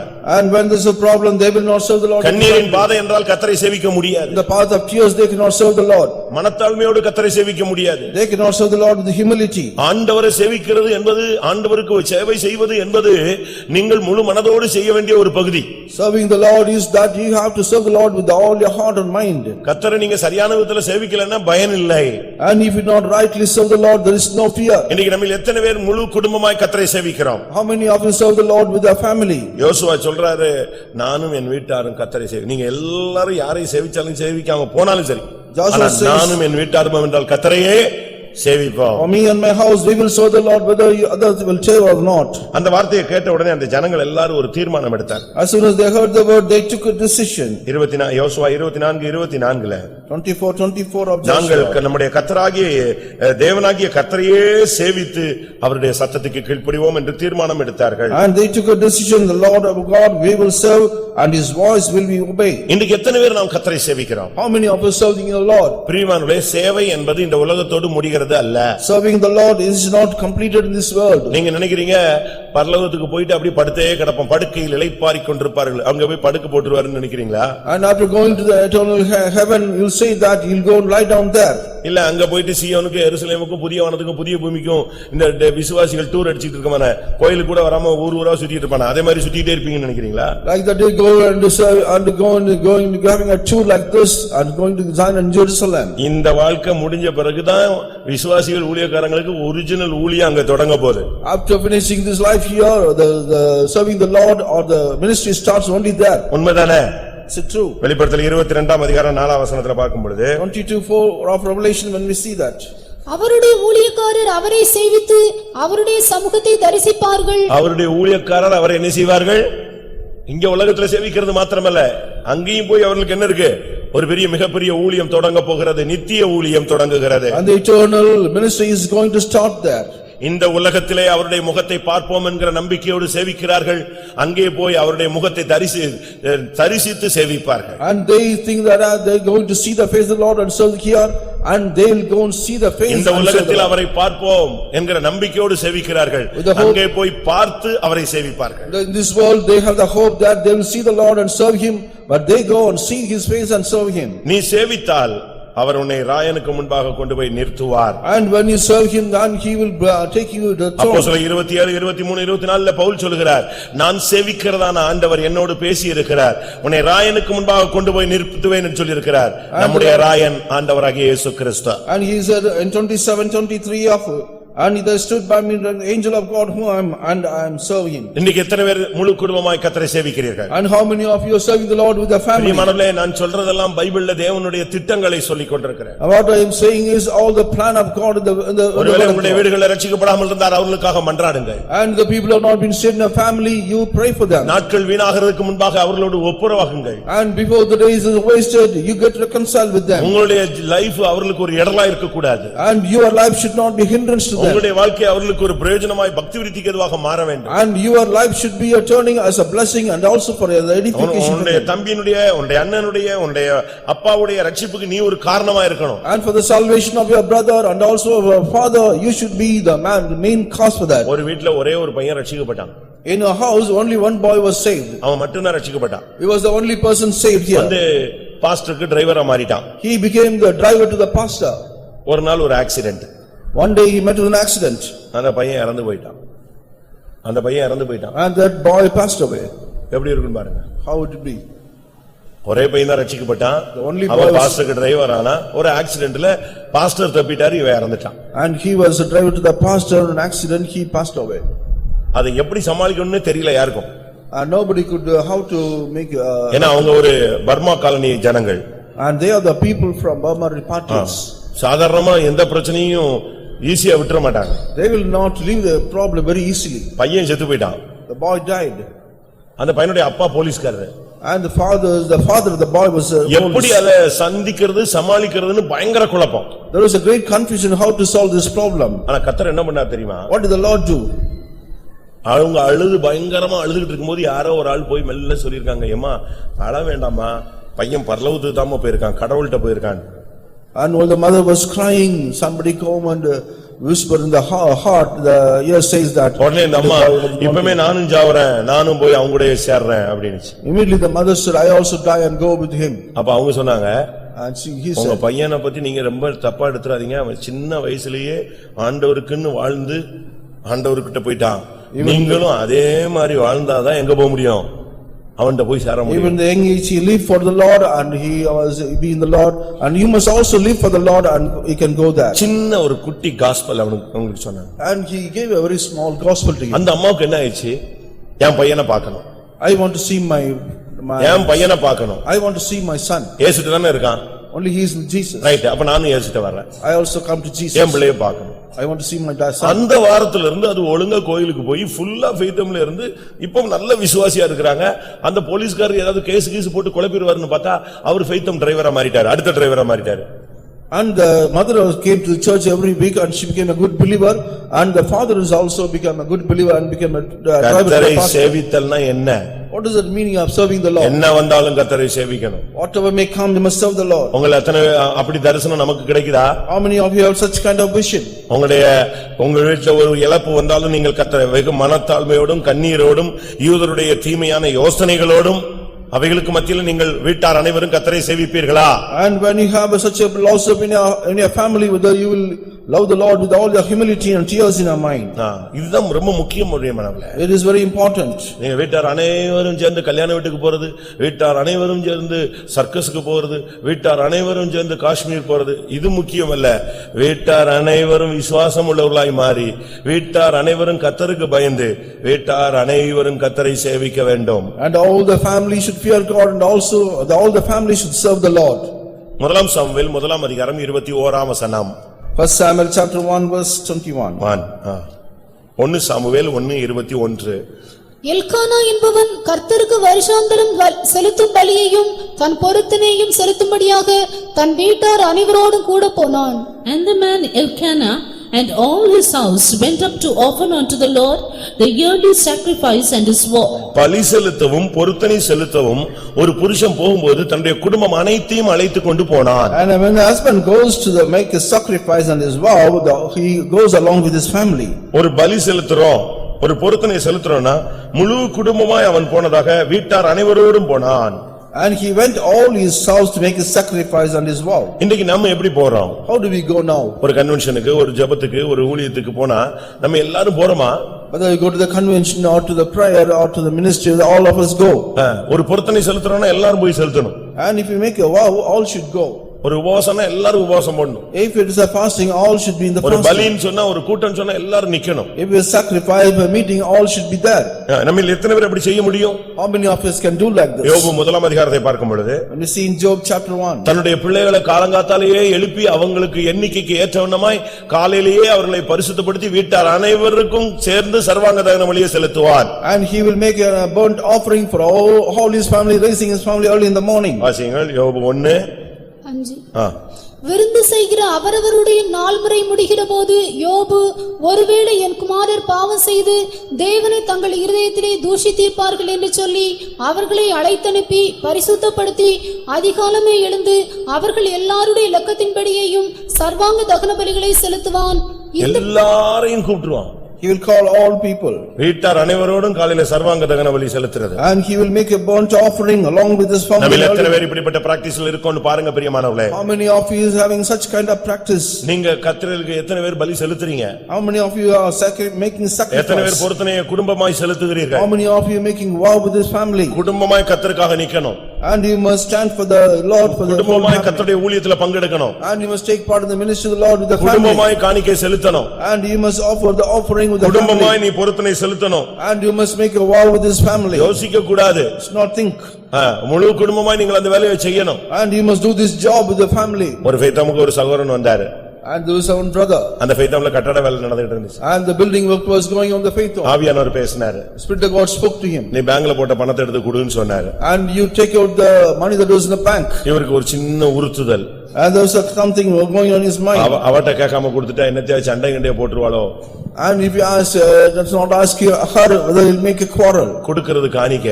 Only the offering he is giving அதுல offering. ஏதாவது வாக்குவாதம் வந்துட கூடாது. There should not be any argument. அதனால கூட்டம் முடிஞ்சிட்டு போய் இப்படி ஜெபத்துல உட்கார்ந்த போது எனக்கு ஒரு ஏவுதல் வந்துச்சு. And after being the prayer, I heard an urging like this. உடனே அந்த சகோதரி சொன்னாங்க. Immediately the sister said, ஏவுதல் வந்துருச்சுல்ல. you got to, ஆண்டவர் தானே ஏவுதல் கொடுத்தாரு. only Lord gave the urging. ஏன்டா ஏன் கன்சல்ட் பண்ணணும்? Why you must consult God? கர்த்தருக்கு செய்யறது செய்யுங்க. Whatever you wanted to do that. இதுதான் அந்த ஒரே பலி, ஒரே பொருத்தனை, ஒரே மனம். That is the one sacrifice and one vow and one mind. நீங்க யோசிச்சு பாருங்க. Just imagine. நம்ம எத்தனை பேர் பொருத்தனைகள் இல்லாவிட்டால் பலி இதை வீட்டார் அனைவரோடும் போய் செலுத்துவோம். How many of us will do with the sacrifice and the vow with the family? நம்ம அப்படி போறோமா? Are we going like this? ஒரு ஊழியம் சொன்னா நம்முடைய பிள்ளைகளோடு நம்ம போறோமா? If it is a ministry or going with our children. முழு குடும்பமாய் கர்த்தரை நாம் பலி செலுத்த, கர்த்தருக்கு பலி செலுத்த வேண்டும். And the whole family we must offer a sacrifice unto the Lord. முழு குடும்பமாய் கர்த்தருக்கு பொருத்தனை செலுத்த வேண்டும். And with the whole family we must make a vow unto the முழு Lord. குடும்பமாய் காலையில நீ கர்த்தரை நோக்கி பார்க்க வேண்டும். And early morning you must seek with the முழு family. குடும்பமாய் ஒவ்வொரு இரவும் கர்த்தருக்கு நன்றி செலுத்த வேண்டும். Every night you must praise and thank God. ஒவ்வொரு நாள் காலையில முழு குடும்பமாய் நீ கர்த்தரிடமிருந்து கிருபையை பெற்றுக்கொள்ள வேண்டும். And the whole family you must receive the grace of God from the ஒவ்வொரு Lord. நாளும் முடியும் பொழுது முழு குடும்பமாய் கர்த்தருடைய பாதத்திலே நன்றி கொடுக்க வேண்டும். And after the end of the day, the whole family you must give a grateful and நீங்கள் thankful. பொருத்தனையை செலுத்தி பாருங்கள். And if you do a vow like this. நீங்கள் பொருத்தனையை உங்களுடைய குடும்பத்தோடு செலுத்தி பாருங்கள். And you do the vow along with the family. நீங்கள் பொருத்தனையை சரியாய் செலுத்தினால். And if you rightly give a vow. துஷ்டன் உன் வழியாக வரமாட்டான். And the wicked will not come in your way. பொருத்தனையை நீ குடும்பத்தோடு செலுத்தி பாரு, பிசாசு உன் வீட்டுக்கிட்ட வராது. Just offer the sacrifice or the vow with the family, the Satan will not come to your family. நாகூம் முதலாம் அதிகாரம். Nahum chapter 1. 15ஆம் வசனம். Verse 15. சமாதானத்தை கூறுகிற சுவிசேஷகனுடைய கால்கள் மலைகளின் மேல் வருகிறது. யூதாவே, உன் பண்டிகைகளை ஆசரி, உன் பொருத்தனைகளை செலுத்து. துஷ்டன் இனி உன் வழியாய் கடந்து வருவதில்லை. அவன் முழுவதும் சங்கரிக்கப்பட்டான். நீ பொருத்தனைகளை ஒழுங்கா செலுத்தினேனா துஷ்டன் வரமாட்டான். If you offer the vow rightly, the wicked will not come. நீ எடுத்த தீர்மானத்தை கரெக்ட்டா ஃபாலோ பண்ணேனா துஷ்டன் உன் வழியாக உன் வீட்டு பக்கம் வரமாட்டான். If you rightly follow the commandment, the wicked will not come to your house. யூதாவே, உன் பண்டிகைகளை ஆசரி. O Judah, keep thy solemn உன் feasts. பொருத்தனைகளை செலுத்து. Perform thy vows. உன் குடும்பத்தையோ உன் பிள்ளைகளையோ இந்த வீட்டாரையோ இந்த வல்லமை தொடாது. And whether your house or yourself, the power will not touch that. Elkanah ஒரு தெய்வீகமான ஒரு மனிதன். Elkanah was a divine man. தனக்கு பிறந்த அந்த ஒரே பிள்ளையை கூட கர்த்தருடைய பாதத்துல கொண்டு வந்து வைக்கிறதுக்கு குடும்பத்தோடு வருவான். And he will come with all the family to keep the only son in the presence of God. வருஷம் தேவனுடைய சமூகத்துல குடும்பத்தோடு வர்ற ஒரு ஆள் அவன். And every year he will come to the presence of God with the family. அந்த குழந்தையை கூட பாருங்க, அந்த பால் மறந்த குழந்தையை கூட அப்படியே பலிபீடத்துல வச்சு தேவனுடைய வீட்டுல விட்டுட்டு போறான். அப்படியே மனதை கல்லாக்கிட்டு கர்த்தருடைய பாதத்துல வச்சிட்டு போனான். And he kept in the presence of God, on the feet of God, the child that was weaned. ஒரு 25 வயசு பிள்ளையோ கர்த்தருடைய ஊழியத்துக்கு உங்களுக்கு ஒப்பு கொடுக்க முடியல. You're not அவங்க able- 2 மாசம் 3 மாசம் குழந்தை இல்ல 1 வருஷம் 2 வருஷம் குழந்தையை அப்படியே விட்டுட்டு போறாங்க. You are not able to spare a 25-year-old daughter or son to the presence of God, but he is leaving the 1 or 2 நீ months கர்த்தருக்கு old. என்னத்தை செலுத்துகிறாய்? And what does he do for the நீ Lord? செலுத்துகிற காணிக்கையை தெய்வம் அங்கீகரிக்கிறாரா? Whether the Lord accept the offering that you have made to உன்னுடைய him. வீட்டார் அனைவரோடும் நீ கர்த்தருக்கு பலி பொருத்தனைகளை செலுத்துவாயாக. And you do all the sacrifice and not along with the family unto the Lord. 2 Samuel 2 Samuel 6 அதிகாரம் chapter 6 11 வசனம். verse 11. 2 Samuel 6:11. 2 Samuel chapter 6 verse 11. கர்த்தருடைய பெட்டி கித்தியனாகிய ஓபேத்-ஏதோமின் வீட்டிலே 3 மாதம் இருக்கையில் கர்த்தர் ஓபேத்-ஏதோமையும் அவன் வீட்டார் அனைவரையும் ஆசீர்வதித்தார். And the ark of the Lord continued in the house of Obed-Edom the Gittite 3 months, and the Lord blessed Obed-Edom and all his household. அவனுடைய வீட்டார் அனைவரையும் கர்த்தர் ஆசீர்வதித்தார். The Lord blessed all his household. உன்னுடைய வீட்டுல ஒரு ஆள் சாபத்துக்கும் ஒரு ஆள் ஆசீர்வாதத்துக்கும் பாத்திரமா இருக்க கூடாது. And one person should be upon for the grace and also for the curse. ஒருத்தர் சம்பாதிப்பாங்க, ஒருத்தர் அழிச்சுக்கிட்டே இருப்பான். And one people are also beating the other. அப்படி இருக்க கூடாது. It's not like that. Bible என்ன சொல்லுகிறது? What the word of God says? அவன் வீட்டார் அனைவரையும் தெய்வம் ஆசீர்வதித்தார். The Lord blessed all his household. உன்னுடைய வீட்டுல உன் மனைவியோ பிள்ளைகளோ எல்லாரும் ஆசீர்வதிக்கப்பட்டவர்களா இருக்கணும். Whether your wife or husband, all should be blessed. யாரு சாபத்துக்கும் தடைக்கும் உரியவர்களாய் நஷ்டத்துக்குரியவர்களாய் இருக்க கூடாது. And no one should be for the curse or for the loss. அதுக்கு காரணம் என்ன? What is the reason for that? கர்த்தருடைய பெட்டி அந்த வீட்டுல இருந்தது. The ark of the Lord is in the house. தேவனுடைய பெட்டி உன்னுடைய வீட்டில் இருந்தால் உன்னுடைய வீட்டார் அனைவரும் ஆசீர்வதிக்கப்படுவார்கள். If the ark of the Lord is in your house, all the household will be blessed. எல்லாருக்கும் வேலை கிடைக்கும். And all will get the job. எல்லாருக்கும் சுகம் கிடைக்கும். All will get healing. எல்லாருக்கும் சமாதானம் கிடைக்கும். All will get peace. எல்லாருக்கும் அபிஷேகம் கிடைக்கும். All will get anointing. எல்லாருக்கும் தொழில் விருத்தி உண்டாகும். All they get progress in the நீங்க business. என்ன செஞ்சாலும் கர்த்தர் ஆசீர்வதிப்பார். Whatever you do, the Lord will bless you. ஆனா அதுக்கு காரணமான பெட்டி உன் வீட்ல இருக்கணும். The reason for that the ark should be in your house. அது எதை காண்பிக்கிறது? What does it show? அது உடன்படிக்கை பெட்டி. And it shows the ark of the ஒரு covenant. பிரதிஷ்டை உனக்குள்ள இருந்தால் உங்கள் வீட்டார் அனைவருக்குள்ளும் ஒரு ஆசீர்வாதம் இருக்கும். You have got a consecration, all the household will be blessed. அது பரிசுத்தமான பெட்டி. That is a holy ark. உனக்குள்ள ஒரு பரிசுத்தம் இருந்தா உன் வீடு அனைவரும் கர்த்தர் ஆசீர்வதிப்பார். If you have got a holiness in you, all the household will be அது ஒரு blessed. சாட்சி பெட்டி. And it is the ark of நீ testimony. சாட்சியா நின்றால் உனக்கு ஒரு ஆசீர்வாதம் கிடைக்கும். If you are a witness or testimony, you will be blessed. அது ஒரு வல்லமை விளங்கும் பெட்டி. And it is the ark with the power. பரிசுத்தாவியின் வல்லமை உனக்குள்ள இருந்தால் உன்னுடைய வீட்ல எல்லாரும் You have ஆசீர்வதிக்கப்படுவார்கள். got the power of the Holy Spirit, all the people will be blessed. தேவன் அந்த 3 மாசம் தான் அது வீட்ல இருந்துச்சு. And it was only for up to 3 months. அதுக்குள்ள வீட்ல ஆசீர்வாதம் நிறைஞ்சு கொட்டிருச்சு. தாவீதுக்கு கேள்விப்பட்ட உடனே எப்படினாலும் என் வீட்டுக்கு கொண்டு வந்துடணும்னு ட்ரை பண்ண ஆரம்பிச்சான். Now it was a full of blessings, and when David heard that, he wanted to bring it to us. 3 மாசம். Only 3 months. 3 மாசத்துக்குள்ள எல்லாமே ஆசீர்வாதம் ஆயிடுச்சு. Within 3 months, all the thing got blessed. நீ ரட்சிக்கப்பட்டு எத்தனை வருஷம் ஆச்சு? How many of you since you are saved? 30 வருஷம் ஆச்சு. 30 years. இன்னும் ஆசீர்வாதம்னா அது என்னன்னே உனக்கு தெரியல. Until date you not known what is the blessing. இன்னும் வறுமை, கடன், கஷ்டம், தரித்திரம், சாபம் இதே பாட்ட ரைம்ஸ் ஒரு 30 வருஷமா பாடிட்டே இருக்கோம். And 30 years you have been singing with all the poverty and also with all sickness and everything. ஆண்டவருடைய ஆசீர்வாதம்னா என்ன? What is the blessing of the Lord? கர்த்தர் ஓபேத்-ஏதோமையும் அவன் வீட்டார் அனைவரையும் ஆசீர்வதித்தார். The Lord blessed Obed-Edom and all his household. அடுத்த வசனம். Next verse. அவன் வீட்டையும் அவனுக்கு உண்டான எல்லாவற்றையும் The ஆசீர்வதித்தார். Lord has blessed the house of Obed and all that pertaineth unto him. அவனை ஆசீர்வதிச்சாரு. He blessed him. அவன் வீட்டை ஆசீர்வதிச்சாரு. Blessed his house. அவனுக்கு வீட்டுல உள்ள அனைவரையும் ஆசீர்வதிச்சாரு. And he blessed all the household. அவனுக்கு உண்டான எல்லா தொழில் வந்தது போனது எல்லாத்தையும் ஆசீர்வதிச்சாரு. And whatever he had in his house, the Lord blessed everything. இதுதான் தேவனுடைய process. This is the process of God. உன்னை மட்டும் ஆசீர்வதிச்சு 150 ரூபாய் சம்பளம் கொடுக்கிறது அல்ல. Not blessing you alone, giving 150 rupees of salary. எல்லாரையும் கர்த்தர் ஆசீர்வதிக்கிறார். The Lord is blessing all. நீ இருக்கிற வீட்டை ஆசீர்வதிப்பார். Lord will bless the house where you are. கர்த்தருடைய பெட்டி உன் வீட்ல இருந்துச்சுன்னா அந்த வீடு ஆசீர்வதிக்கப்படும். எந்த அந்நிய வல்லமை உள்ள வராது, தரித்திரம் உள்ள வராது. If the ark of the Lord is in your house, all will be blessed. No poverty will come inside. அந்த வீட்ல இருக்கிற உன்னை ஆசீர்வதிப்பார். The Lord who is in your house will bless உன் you. வீட்ல இருக்கிற மனைவி பிள்ளைகள் எல்லாரையும் ஆசீர்வதிப்பார். Lord will bless your husband and wife that is உனக்கு in இருக்கிற you. தொழில், தோட்டம் எல்லாத்தையும் கர்த்தர் Lord ஆசீர்வதிப்பார். will bless all the job and all the business you இதுதான் have. பைபிள் சத்தியம். That is the truth in the Bible. தேவன் ஆசீர்வாதத்தின் தேவன். The Lord is the blessing, Lord of blessing. உன்னை ஆசீர்வதிப்பார், உன் வீட்டை ஆசீர்வதிப்பார், உன்னுடைய வீட்டார் அனைவரையும் ஆசீர்வதிப்பார், உனக்குண்டான எல்லாவற்றையும் ஆசீர்வதிப்பார். The Lord will bless you, the Lord will bless your household, the Lord will bless everything of your house. இந்த வருஷத்துல நீங்க யாருமே தரித்திரம், வறுமை, கஷ்டம், கடன் சொல்லக்கூடாது. அப்படி சொன்னால் வசனத்தை எந்த இடத்துலயும் நீ மிஸ் பண்ணி விட்டாய். And you should not say in this year all this poverty and also poor, no, you have left the bird somewhere. தேவன் பட்சபாதம் உள்ளவர் அல்ல. The Lord is not partial God. நாம் பார்த்து கோடீஸ்வரன் ஆனாலும் எனக்கு தெரியும். I know the people who have become a millionaire by seeing that. நாம் பார்த்து, என் கண்ணால பார்த்து, I have seen my own eyes. ஒண்ணுமே இல்லாம ஃபெய்த்தம் வாசல்ல படுத்திருந்தவன் இன்னைக்கு என்ன வசதியில இருக்கான்னு நான் சொல்ல முடியும். And I know the person that he came with nothing in the faith home, but he's blessed more. நான் ஒரு நாள் ஒரு ஃபெய்த்தம் போறேன். Once I went to a faith home. ஃபெய்த்தம்ல பில்டிங் ஒர்க்குக்காக வெளிய மணல் அடிச்சு போட்டுருக்காங்க. And the faith home, because the building works, the sand was moved there. அதுல ஒருத்தன் படுத்திருக்கான். And one person was lying down. இன்னைக்கு அவன் நிலவரம் என்னன்னு சொல்ல முடியாது. I cannot say what is today's condition. அந்த அளவு கர்த்தர் ஆசீர்வதிச்சிருக்கிறார். To the extent the Lord has blessed him. தேவனால முடியாது ஒண்ணுமே கிடையாது. Nothing is impossible with God. உனக்குள் கர்த்தருடைய பெட்டி வருமானால், if the Lord of the Lord comes in, உனக்குனால எல்லாவற்றையும் நீ சொல்றதெல்லாம் ஆசீர்வதிக்கப்படும். whatever you touch, everything will be blessed. உன்னை தேடி ஆசீர்வாதம் கதவை தட்டிக்கிட்டு இருக்கும்.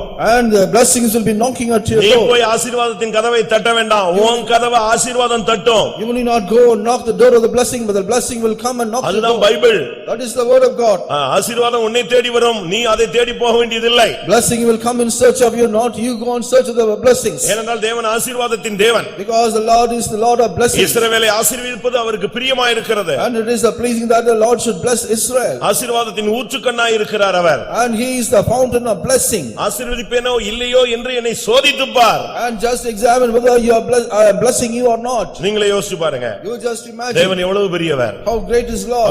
அவரிடத்திலிருந்து நீங்கள் பெரிய காரியங்களை எதிர்பார்க்கலாம். You must expect great things from God. தேவன் அந்த வீட்டாரை ஆசீர்வதித்தார். The Lord has blessed him and also his household. வீட்டார் அனைவரும் விசுவாசமுள்ளவர்களாய் மாறுவது. First of all the people turn to be the people of இரண்டாவது faith. வீட்டார் அனைவரும் தேவனுக்கு பயந்தவர்களாய் மாறுவது. Secondly, all the people should be having the fear of God. மூன்றாவது வீட்டார் அனைவரும் கர்த்தரை சேவிக்கிறவர்களாய் மாறுவது. Thirdly, all the people should become the serving God. நான்காவது வீட்டார் அனைவரும் பலி செலுத்தக்கூடியவர்களாய் பொருத்தனை செலுத்தக்கூடியவர்களாய் மாறுவது. And fourthly, all the people making sacrifice and also vows. அப்படினா என்ன அர்த்தம்? If it is a what is it எல்லா mean? வீட்டார் அனைவரும் பிரதிஷ்டை உள்ளவர்களாய் மாற வேண்டும். All the household should become the people of consecration. ஐந்தாவது வீட்டார் அனைவரும் ஆசீர்வதிக்கப்பட வேண்டும். And fifthly, all the household should be blessed. உன் வீட்ல உன் மனைவியோ புருஷனோ யாரும் ஆசீர்வாதத்துக்கு தடை கற்களா இருக்க கூடாது. And no one should be a hindrance whether your husband or a wife.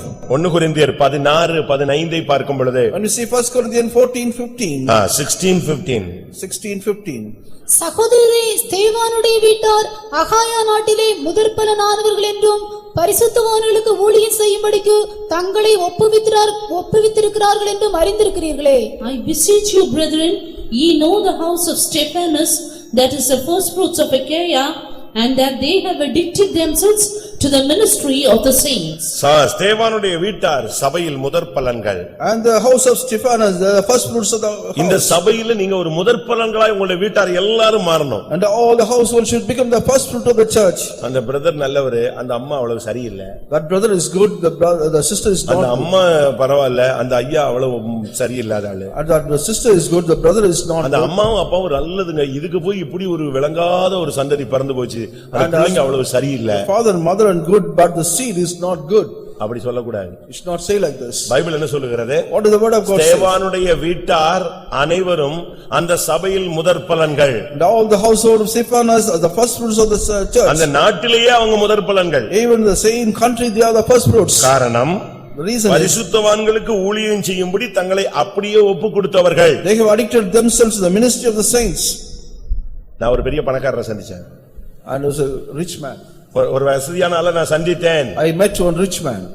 ஏன்னா அவனை ஒண்ணுமில்லாம இருக்கும்போது நான் சந்திச்சிருக்கிறேன்.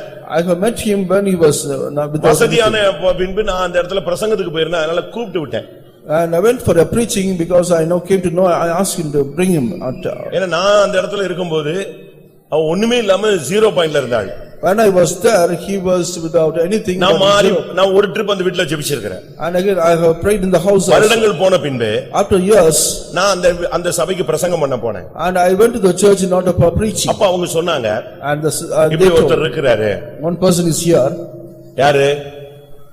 கன்வென்ஷன்னா அந்த கன்வென்ஷன் முழு செலவே அவர் எடுத்துக்கிறாரு. இப்ப சமீபத்துல ஒரு கன்வென்ஷன் வச்சாங்க, 18 லட்சம் ரூபாய் செலவு. அத ஃபுல்லா அவரே எடுத்துக்கிட்டார். And he will take care of the whole convention, all the expenses. And there is recently 18 எனக்கு lakhs. ஆச்சரியமா இருந்துச்சு. I was marveled about it. ஏன்னா நான் அவர் வீட்டுக்கு ஃபர்ஸ்ட் போகும்போது ஒரு ஹாஸ்பிடல்ஸ்ல இந்த டேபிள் மாதிரி ஒரு 3 டேபிள் போட்டா இடம் இருக்கும், அவ்வளவுதான் இடம். அந்த வீட்டுல தான் அவர் இருந்தாரு, நான் போய் பார்த்துட்டு வந்தேன். And when I visited him first, he was in a very little house, a little space. ஆனா இப்போ அவர் அந்த சபையினுடைய கன்வென்ஷன்ல ஃபுல் இதையும் எடுத்துக்கிறாரு, 18 லட்சம் ரூபாயும் செலவழிக்கிறாருன்னா அவனை கூட்டு வா நான் பார்க்கணும்னு சொன்னேன். Now he takes care of the whole expense of the convention and also 18 lakhs of rupees he spent, but I asked him to bring him, I want to meet him. நீங்க இங்க இருக்கும்போது எங்க வீட்டுக்கு வந்தீங்க. When you were here, you came to your house. ஆனா கர்த்தர் என்னை ஆசீர்வதிச்சாரு. The Lord blessed us. வாக்குத்தத்தங்களை வச்சு ஜெபிச்சு எனக்கு கிடைச்சது எல்லாமே. And because we prayed with the promises, we get our எத்தனை பிள்ளைங்க அப்படினு கேட்டேன். How many children you have? உடனே அவர் சொன்னாரு, Immediately said, என் பையனை நீங்க பார்க்கவே இல்லையா? You have not seen my son. பாத்திருப்பீங்களா கட்டாயமா? You should have meet him. நானே போனது 4 நாள் தான், உன் பையனை நான் எங்க பார்த்தேன்? பார்க்கலையே. And I have not seen your son. நீங்க ஸ்டேஜுக்கு போகும்போதெல்லாம் பாய் போட்டுட்டு இருப்பான், எல்லாத்தையும் பாயெல்லாம் மடிச்சிட்டு இருப்பானே, அது என் பையன் தான். And he used to spread the mat and also taking out the mat, he is my son. தான் பிள்ளை எப்படி இன்ட்ரோடியூஸ் பண்றாரு, எனக்கு இவ்வளவு கோடி இருக்கு, என் பையனை பார்க்கல, என் பையன் கோயில்ல நெஞ்சிட்டு இருப்பான், பாய் போட்டுக்கிட்டு இருப்பான். நம்மால் சொல்லுவானா, என் பிள்ளையா, என் பிள்ளை அமெரிக்கால இருக்கிறாரு, அவர் இப்பெல்லாம் வரவே மாட்டாரு, கோயில் பக்கமே போவாரு. Our people will say that my son is in America, he will not come now. அவர் சர்ச்சையை மறந்துட்டார். He has forgotten his church. இப்படி ஒரு 2-3 வளர்த்து என்ன பிரயோஜனம்? What is the use of bringing up all this children? யோசிச்சு பாருங்க. Just imagine.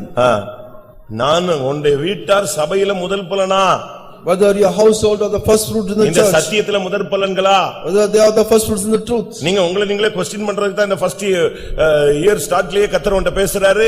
இத motivate பண்ணி நீங்க இந்த வருஷத்துக்குள்ள இந்த டார்கெட்டை நீங்க அச்சீவ் பண்ணனும். And even the first meeting the Lord is speaking to us, and you must attain the target this year. உன்னுடைய புருஷன் இந்த சபையில முதல் பலனா இருக்கணும். And your husband should be the first fruit in the உன்னுடைய church. மனைவி இந்த சபையில முதல் பலனா இருக்கணும். Your wife should be the first fruit in the church. உனக்கு எத்தனை பிள்ளைகளை கொடுத்தாரோ அத்தனை பிள்ளைகளும் இந்த சபையில முதல் பலன்களா நிற்கணும். And how many children the Lord has given you, all the children should be the first fruits in the உன்னுடைய church. சகோதர சகோதரிகள் இந்த சபையில முதல் பலன்களா இருக்கணும். Your sisters and brothers should be the first fruits in the church. இல்ல இந்த சபையை விட்டு வெளியே போனது, பின்மாறி போனது, ஓடி போனது, இப்படியா லிஸ்ட் வாங்க கூடாது. You should not get the list going backsliding and also going away from the church. என் மேன்மை பாராட்டுதலை ஒருவன் அவமாக்குவதை பார்க்கிலும் நான் சாகிறது நலமாயிருக்கும். And it is good for me to die, not take the thing that is for awkward for me. அவர்கள் சபையிலே முதற் பலன்கள், காரணம் பரிசுத்தவான்களுக்கு தங்களை அப்படியே ஒப்பு கொடுத்தவர்கள். And they became the first fruit because they addicted themselves to the ministry of the saints.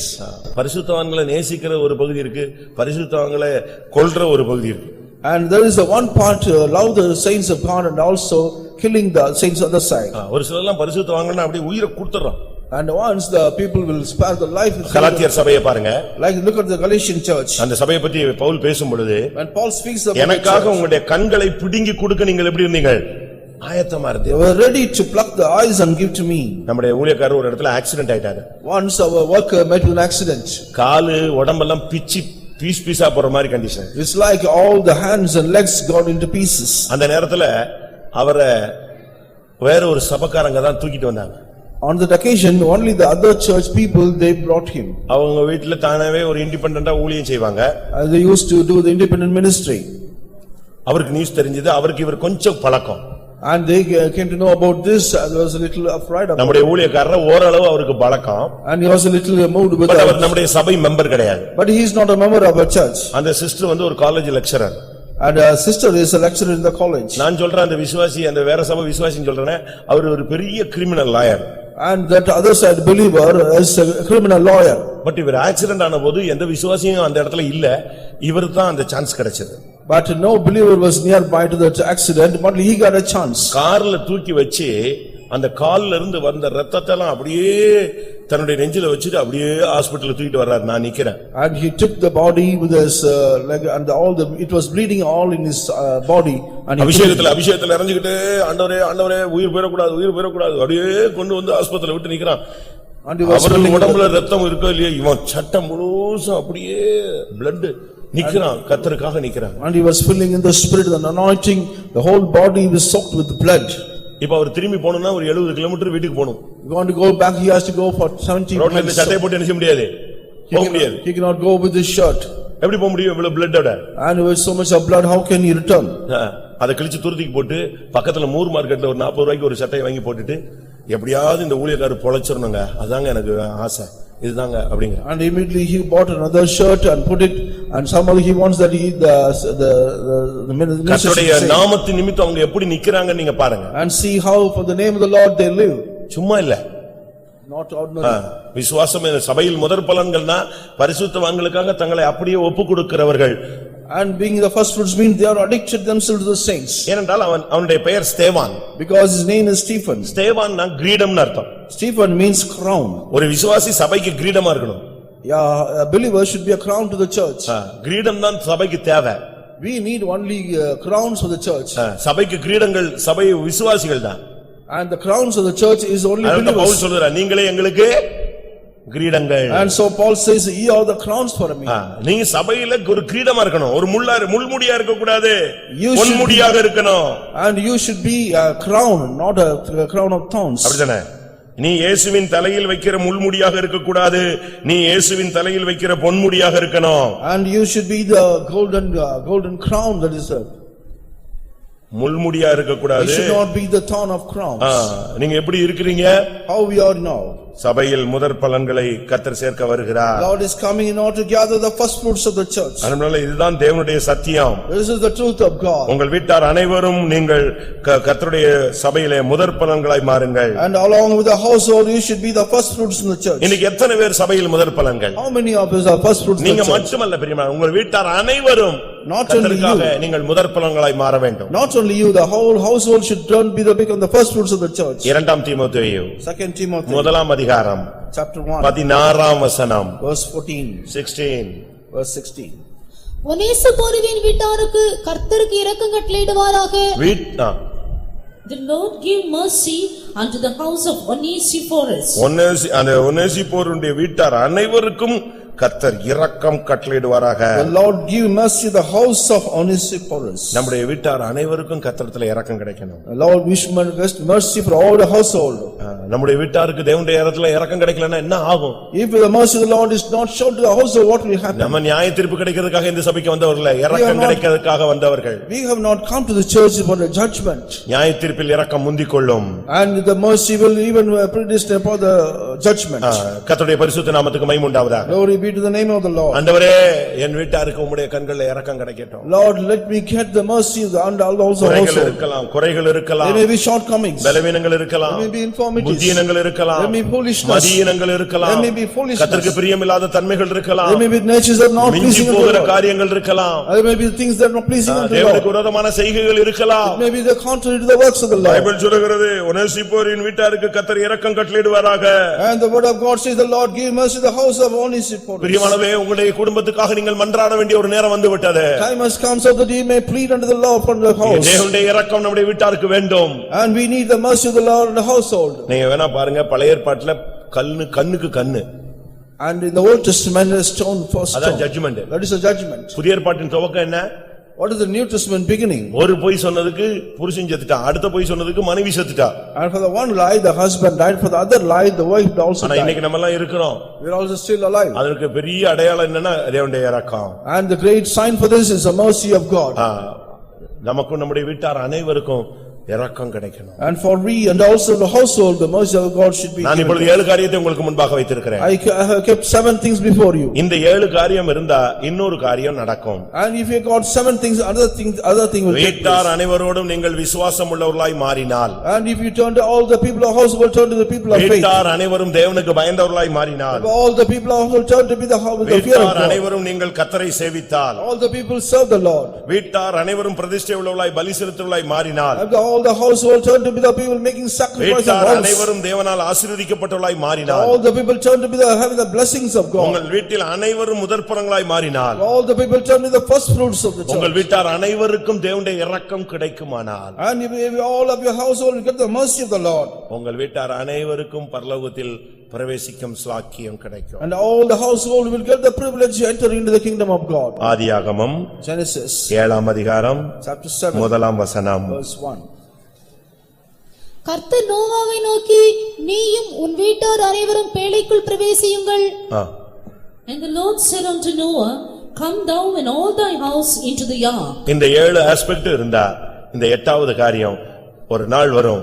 நீங்கள் உங்க வீட்டார் அனைவரும் பேழைக்குள் மகிமைக்குள் என்ன செய்யுங்க தேவனுடைய ராஜ்யத்துக்குள் பிரவேசியுங்கள். If you go to all these 7 aspects, one day will come and all you and the household will enter into the eternal இதுல ரெண்டு kingdom. வார்த்தை இருக்கிறது. 2 words are here. ஒன்று பேழை சபையை காண்பிக்கிறது, And the ark shows about the church. மற்றொன்று பேழை மகிமையிலே போய் சேருவதை காண்பிக்கிறது. And next thing, ark is coming into the ஏனென்றால் eternal kingdom of இந்த God. பேழை அரராத் மலையில் போய் சேர்ந்தது. And the ark went and rested in the Mount Ararat Ararat. என்று சொன்னால் பரிசுத்த பூமி என்று அர்த்தம். And Ararat means holy earth. உங்களுடைய முழு குடும்பமும் இந்த பேழைக்குள் இருந்தால் அது போய் சேரக்கூடிய இடம் எது? பரிசுத்த பூமி.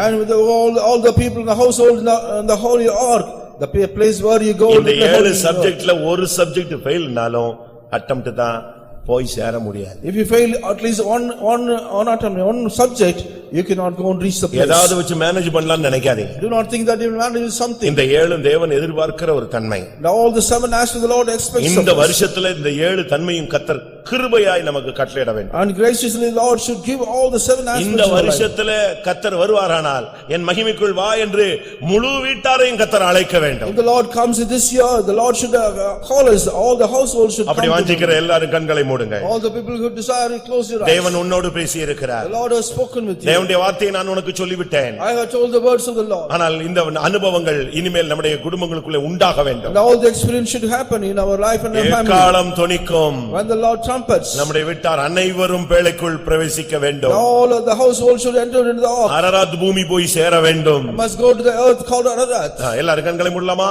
Close your eyes. ஆண்டவரே, என்னுடைய வீட்டாரை குறித்து நான் பல காரியங்களை கேள்விப்பட்டேன். And I heard many things about my household. என்னை ரட்சித்தவரே, The Lord who saved me. என்னை அழைத்தவரே, The Lord who called me. எனக்கு உம்மை வெளிப்படுத்தினவரே, The Lord who revealed unto என்னை me. இதுவரைக்கும் நடத்தி கொண்டு The Lord வருகிறவரே, who led me thus far. என்னை அபிஷேகித்தவரே, The Lord who anointed me. என் வீட்டாரை குறித்து உம்முடைய திட்டம் என்ன? What is the plan about my household? அவர்களுக்கு உரிய திட்டத்தை நான் புரிந்து கொண்டேன். I have known about the plan இனி about ஒரு them. நாள் கூட வீணாக கூடாது. No one day should be முழு wasted. குடும்பமும் இந்த அனுபவத்துக்குள் வர வேண்டும். The whole family should come to this experience. அப்படி வாஞ்சிக்கிற எல்லாரும் கண்களை மூடி நல்முழங்கால் போடலாம். Have such kind of desire, you be on the knees. வாஞ்சைதான் ஒரு பெரிய தெய்வீகத்தை கொண்டு வருகிறது. Only the desire brings a great divinity. நீங்கள் ஆசைப்படலாம், You may desire. கர்த்தர் அதை நிறைவேற்றுவார். Lord will fulfill that. ஆமென்.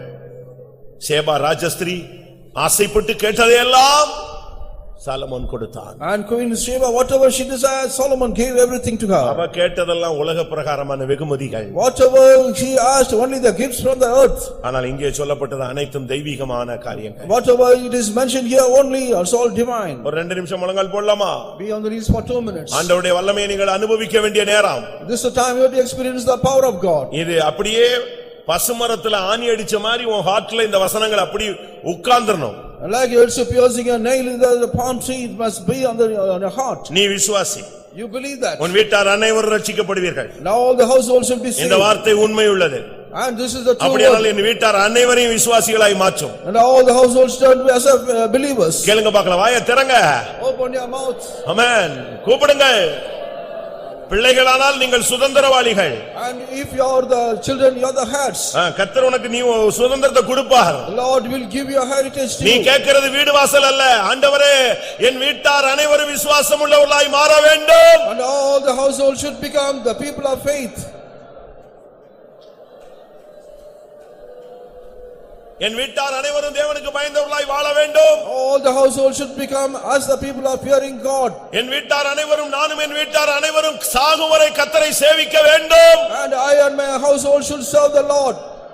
நானும் என் வீட்டாரும் பொருத்தனை செய்து பிரதிஷ்டை உள்ளவர்களாய் வாழ வேண்டும். And all my household should turn to the people of sacrifice and also நானும் என் works. வீட்டாரும் ஆவிக்குரிய பூமிக்குரிய ஆசீர்வாதங்களால் நிரப்பப்பட வேண்டும். And all the household should be having the blessings of earthly and also spiritually. ஆண்டவரே, நானும் என் வீட்டாரும் இந்த சபையிலே முதற் பலன்களாய் நிற்க வேண்டும். And I and all the household should become the first fruits of the church. எனக்கு இரக்கம் கொடுத்தவரே, என் குடும்பத்துக்கும் என் வீட்டார் அனைவருக்கும் இரக்கம் கட்டளையிடும். The Lord who showed mercy unto me, you show the mercy to all the household of mine. இந்த வருஷத்தில் எக்காலம் தொனிக்குமானால் If the Lord trumpet sounds in this இந்த year, பேழைக்குள்ளே இருக்கிற என்னுடைய வீட்டார் அனைவரும் மகிமையிலே பரிசுத்த பூமியிலே வந்து சேர வேண்டும். all the household should come to the ark that is the holy earth. 2 நிமிஷம் தான் டைம். Only 2 minutes. எல்லாரும் வாயை திறங்க. Open your mouth.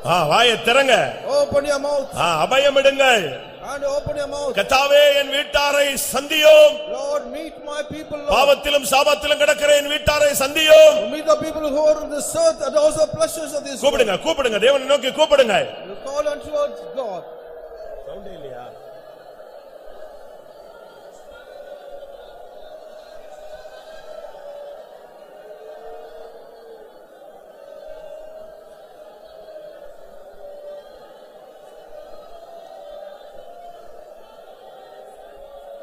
ஆமா, கைகளை கீழே போடுங்க. உண்மையா இந்த அனுபவங்களை கேட்கும் போது இது எனக்கு வேணும்னு நான் உணர்றேன். இந்த வருஷத்துக்குள்ள இல்ல, இன்றைக்கே கர்த்தர் அந்த வேலையை தொடங்கி என் வீட்டுல அதை நடப்பிக்கணும்னு சொல்றவங்க மட்டும் கைகளை வைத்துங்க. கேட்கிற எவனும் பெற்றுக்கொள்கிறான். உங்கள் சந்தோஷம் நிறைவாய் இருக்கும்படி அதை பெற்றுக்கொள்வீர்கள். கேளுங்கள், கொடுக்கப்படும். உன் வீட்டாருக்காக நீ ஒரு சொட்டு கண்ணீர் விடு. உன் வீட்டாருக்காக முழங்காலை முடக்கு. உன் வீட்டாருக்காக கைகளை உயர்த்து.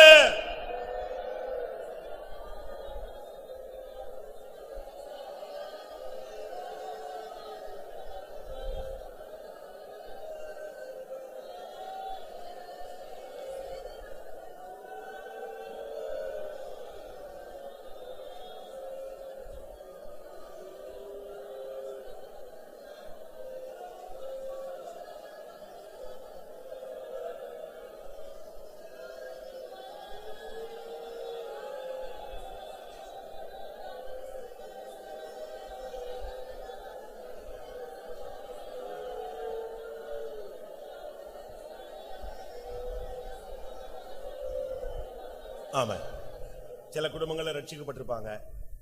ஒரு சில குடும்பங்கள் முழு குடும்பமா நீங்க வந்திருப்பீங்க. கர்த்தர் கிருபை செஞ்சிருக்கிறார். இல்ல இன்னும் என் குடும்பத்துல அநேகர் சந்திக்கப்படாம இருக்கிறாங்கன்னு சொல்றவங்க யாராவது இருந்தா கை வைத்துங்க. நம்ம எல்லாரும் இப்ப ஜெபிக்க போறோம். இந்த வார்த்தைகள் தேவனுடைய வார்த்தைகள். அந்த குடும்பங்களை அப்படி விடக்கூடாது. இன்றைக்கு நீங்க ஜெபிக்கிற ஜெபத்துல குடும்பங்களை கர்த்தர் திருப்ப வேண்டும். ஆமென். எல்லாரும் ஒருமனப்பட்டு போராடுவோம். ஆண்டவரே, யார் யார் குடும்பத்தில் யார் சந்திக்கப்படவில்லையோ இன்றைக்கு சிலுவை சந்திப்பதாக.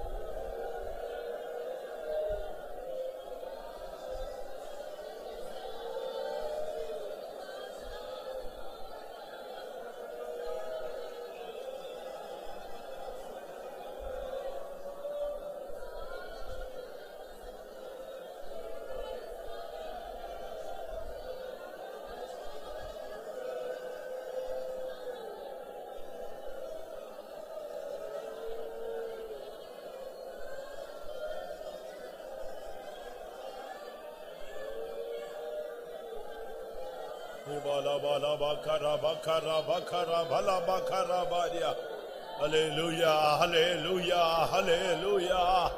Ora bakara bakara bakatida bakara banya. கர்த்தர் நிச்சயமாய் சந்திக்க போகிறார். ஆமென், ஆமென், ஆமென், ஆமென், ஆமென், ஆமென், ஆமென், ஆமென், ஆமென், ஆமென், ஆமென். உன்னை அழைத்தவர் உன் குடும்பத்தையும் சந்திக்க போகிறார். இனிமேல் வருகிற நாட்கள் உன் குடும்பத்தை தேவன் சந்திக்கிற நாட்கள். யோசேப்பு சொன்னான், கர்த்தர் நிச்சயமாய் உங்களை சந்திப்பார்.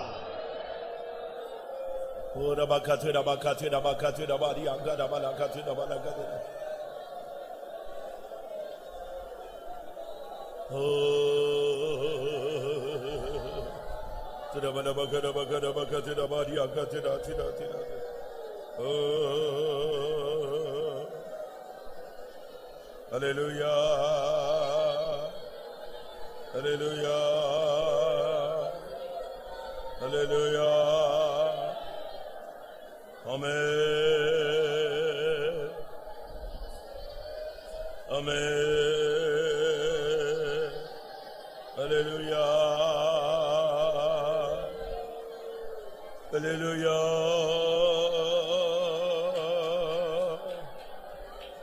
Hallelujah. Amen, amen, amen. Hallelujah, hallelujah. Amen. எங்கேயோ கிடந்தோம், எப்படியோ இருந்தோம், எங்கேயோ பிறந்து எங்கேயோ வளர்ந்தோம். நம்மை தேவன் கிருபையாய் சந்தித்தார். அந்த கிருபை விருதாவாய் இருக்கவில்லை. அந்த கிருபை முடிவு பெறவில்லை. நிச்சயமாய் அந்த கிருபை உன்னை நம்முடைய குடும்பத்தை சந்திக்கும். அவர்களையும் இந்த ஆலோசனையில் கொண்டு வருவார். அவர்களையும் இந்த ஆலோசனையின்படி நடத்தி மகிமையிலே அவர் ஏற்றுக்கொள்வார்.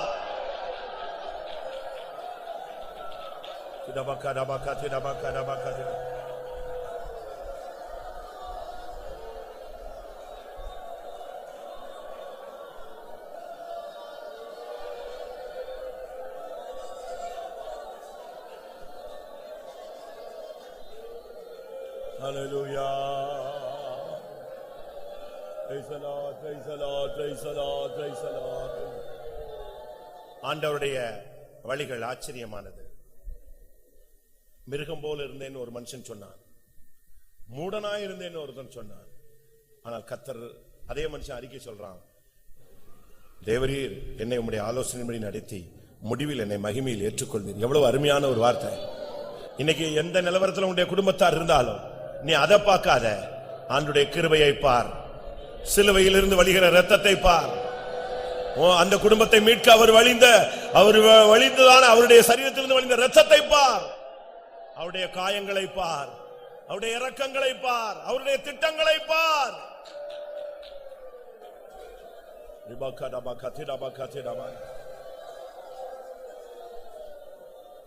தேவாவும் வழியாவும் ஆச்சரியமே, மாறாவும் வாக்குகள் சத்தியமன்றோ. தேவாவும் வழியாவும் ஆச்சரியமே, மாறாவும் வாக்குகள் சத்தியமன்றோ. ஆலோசனை தந்து வழி நடத்தி முடிவிலும் மகிமையில் ஏற்றுக்கொள்வீர். ஆமென்.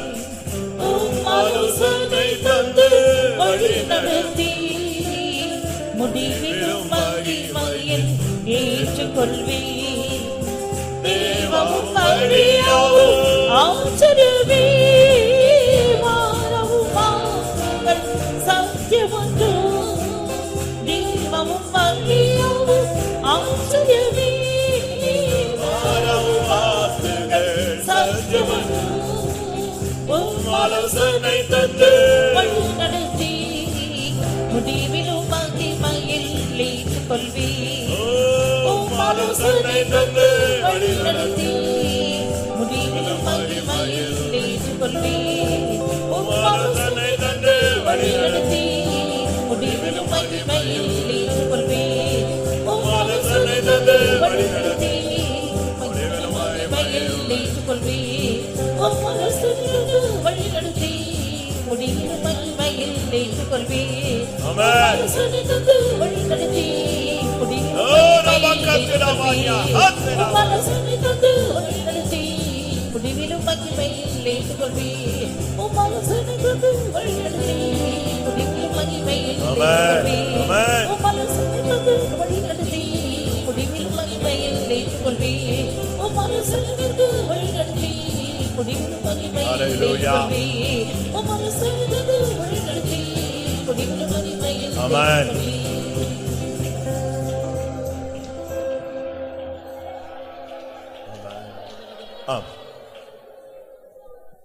ஒரு வீட்டில் ரட்சிக்கப்படாதவர்கள் இருந்து 1-2 பேர் ரட்சிக்கப்பட்டிருந்தா அந்த குடும்பத்தினுடைய நிலவரம் என்னங்கிறது எனக்கு நல்லா தெரியும். அந்த ரட்சிக்கப்படாதவர்கள் மூலமா இந்த குடும்பத்தில் இருக்கிற போராட்டங்கள், இந்த ரட்சிக்கப்பட்டவர்களுக்கு எவ்வளவு பாதிப்பு இருக்குன்னு எனக்கு தெரியும். உங்களுக்கு புரியுமோ இல்லையோ தெரியல. அதே போல ஒரு குடும்பத்துல பின்மாற்றக்காரன் இருந்தா அவன் மூலமா அந்த குடும்பத்தில் இருக்கிற போராட்டம் இருக்கு, அது ரட்சிக்கப்படாதவனை விட அதிகமான போராட்டமா இருக்கும். ஆனா இந்த நிலவரம் மாறுறதுக்கு தான் நம்ம இப்ப ஜெபிச்சுக்கிட்டு இருக்கிறோம். முழங்கால நிக்கிறது அதுக்கு தான். ரட்சிக்கப்படாதவர்கள் ரட்சிக்கணும், பின்மாற்றக்காரர்கள் விசுவாசம் உள்ளவர்களாய் மாறணும். நீங்க நினைக்கலாம், அவன் குடிகாரனா இருக்கானே, அவன் விபச்சாரக்காரனா இருக்கிறானே, அவன் போயிட்டானே, இனி வருவானா போவானா? தேவனால் உன்னை சந்தித்தவருக்கு அது முடியாதா? அவருடைய ரத்தத்துக்கு எவ்வளவு பெரிய வல்லமை இருக்கிறது. அவருடைய வழிகள் ஆச்சரியமானது. அவருக்கு யாரையும் இழுக்க முடியும். எத்தனை பேர் விசுவாசிக்கிறீர்கள்? பாவிகளை ரட்சிக்க வந்தவர், துரோகிகளாகிய மனிதர்களுடைய கரங்களில் வரங்களை கொடுத்தவர், உன்னையும் என்னையும் நேசித்தார், உன்னையும் என்னையும் நம்பினார். நிச்சயமாய் உன் குடும்பத்தையும் கர்த்தர் சந்திப்பார். எத்தனை பேர் விசுவாசிக்கிறீர்கள்? தேவாவும் வழியாவும் ஆச்சரியமே, மாறாவும் வாக்குகள் சத்தியமன்றோ. ஆமென். தேவாவும் வழியாவும் ஆச்சரியமே, மாறாவும் வாக்குகள் சத்தியமன்றோ. ஆலோசனை தந்து வழி நடத்தி முடிவிலும் மகிமையில் ஏற்றுக்கொள்வீர். ஆமென். ஆலோசனை தந்து வழி நடத்தி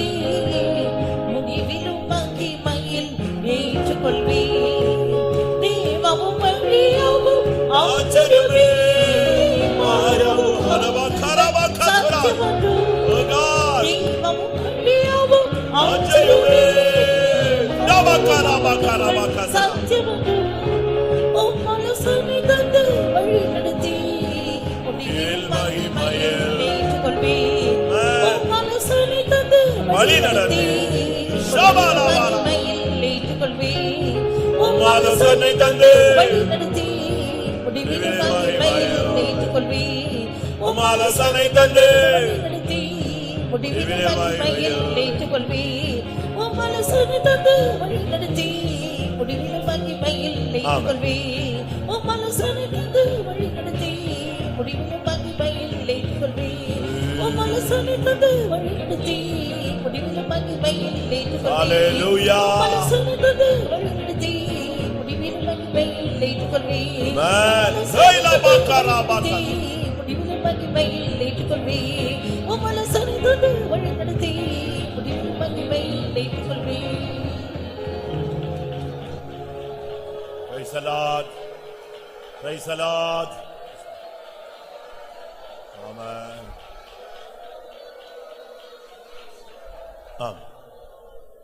கர்த்தருடைய வசனங்களுக்காய் ஸ்தோத்திரம் பண்ணுவோம். நாம் இந்த சபைக்குள் வந்தது மாத்திரமல்ல, நாம் எப்படி வாழ வேண்டும் என்பதை கர்த்தர் நமக்கு சொல்லிக் கொடுத்தபடினால ஸ்தோத்திரம் பண்ணுவோம். நாம் மாத்திரமல்ல, நம்முடைய வீட்டார் அனைவரும் எப்படி காணப்பட வேண்டும் என்பது தேவனுடைய திட்டம் என்பதை புரிந்து கொள்ள, அவருடைய வாஞ்சையை புரிந்து கொள்ள உதவி செய்தபடினால ஸ்தோத்திரம் பண்ணுவோம். இந்த வசனங்களின் அடிப்படையில் நம்முடைய குடும்பங்களை ரட்சிக்கப்படாத ரட்சிக்கவும், ஆவிக்குள்ளாய் ஒவ்வொருவரையும் மாற்றும்படியாக ஸ்தோத்திரம் பண்ணுவோம்.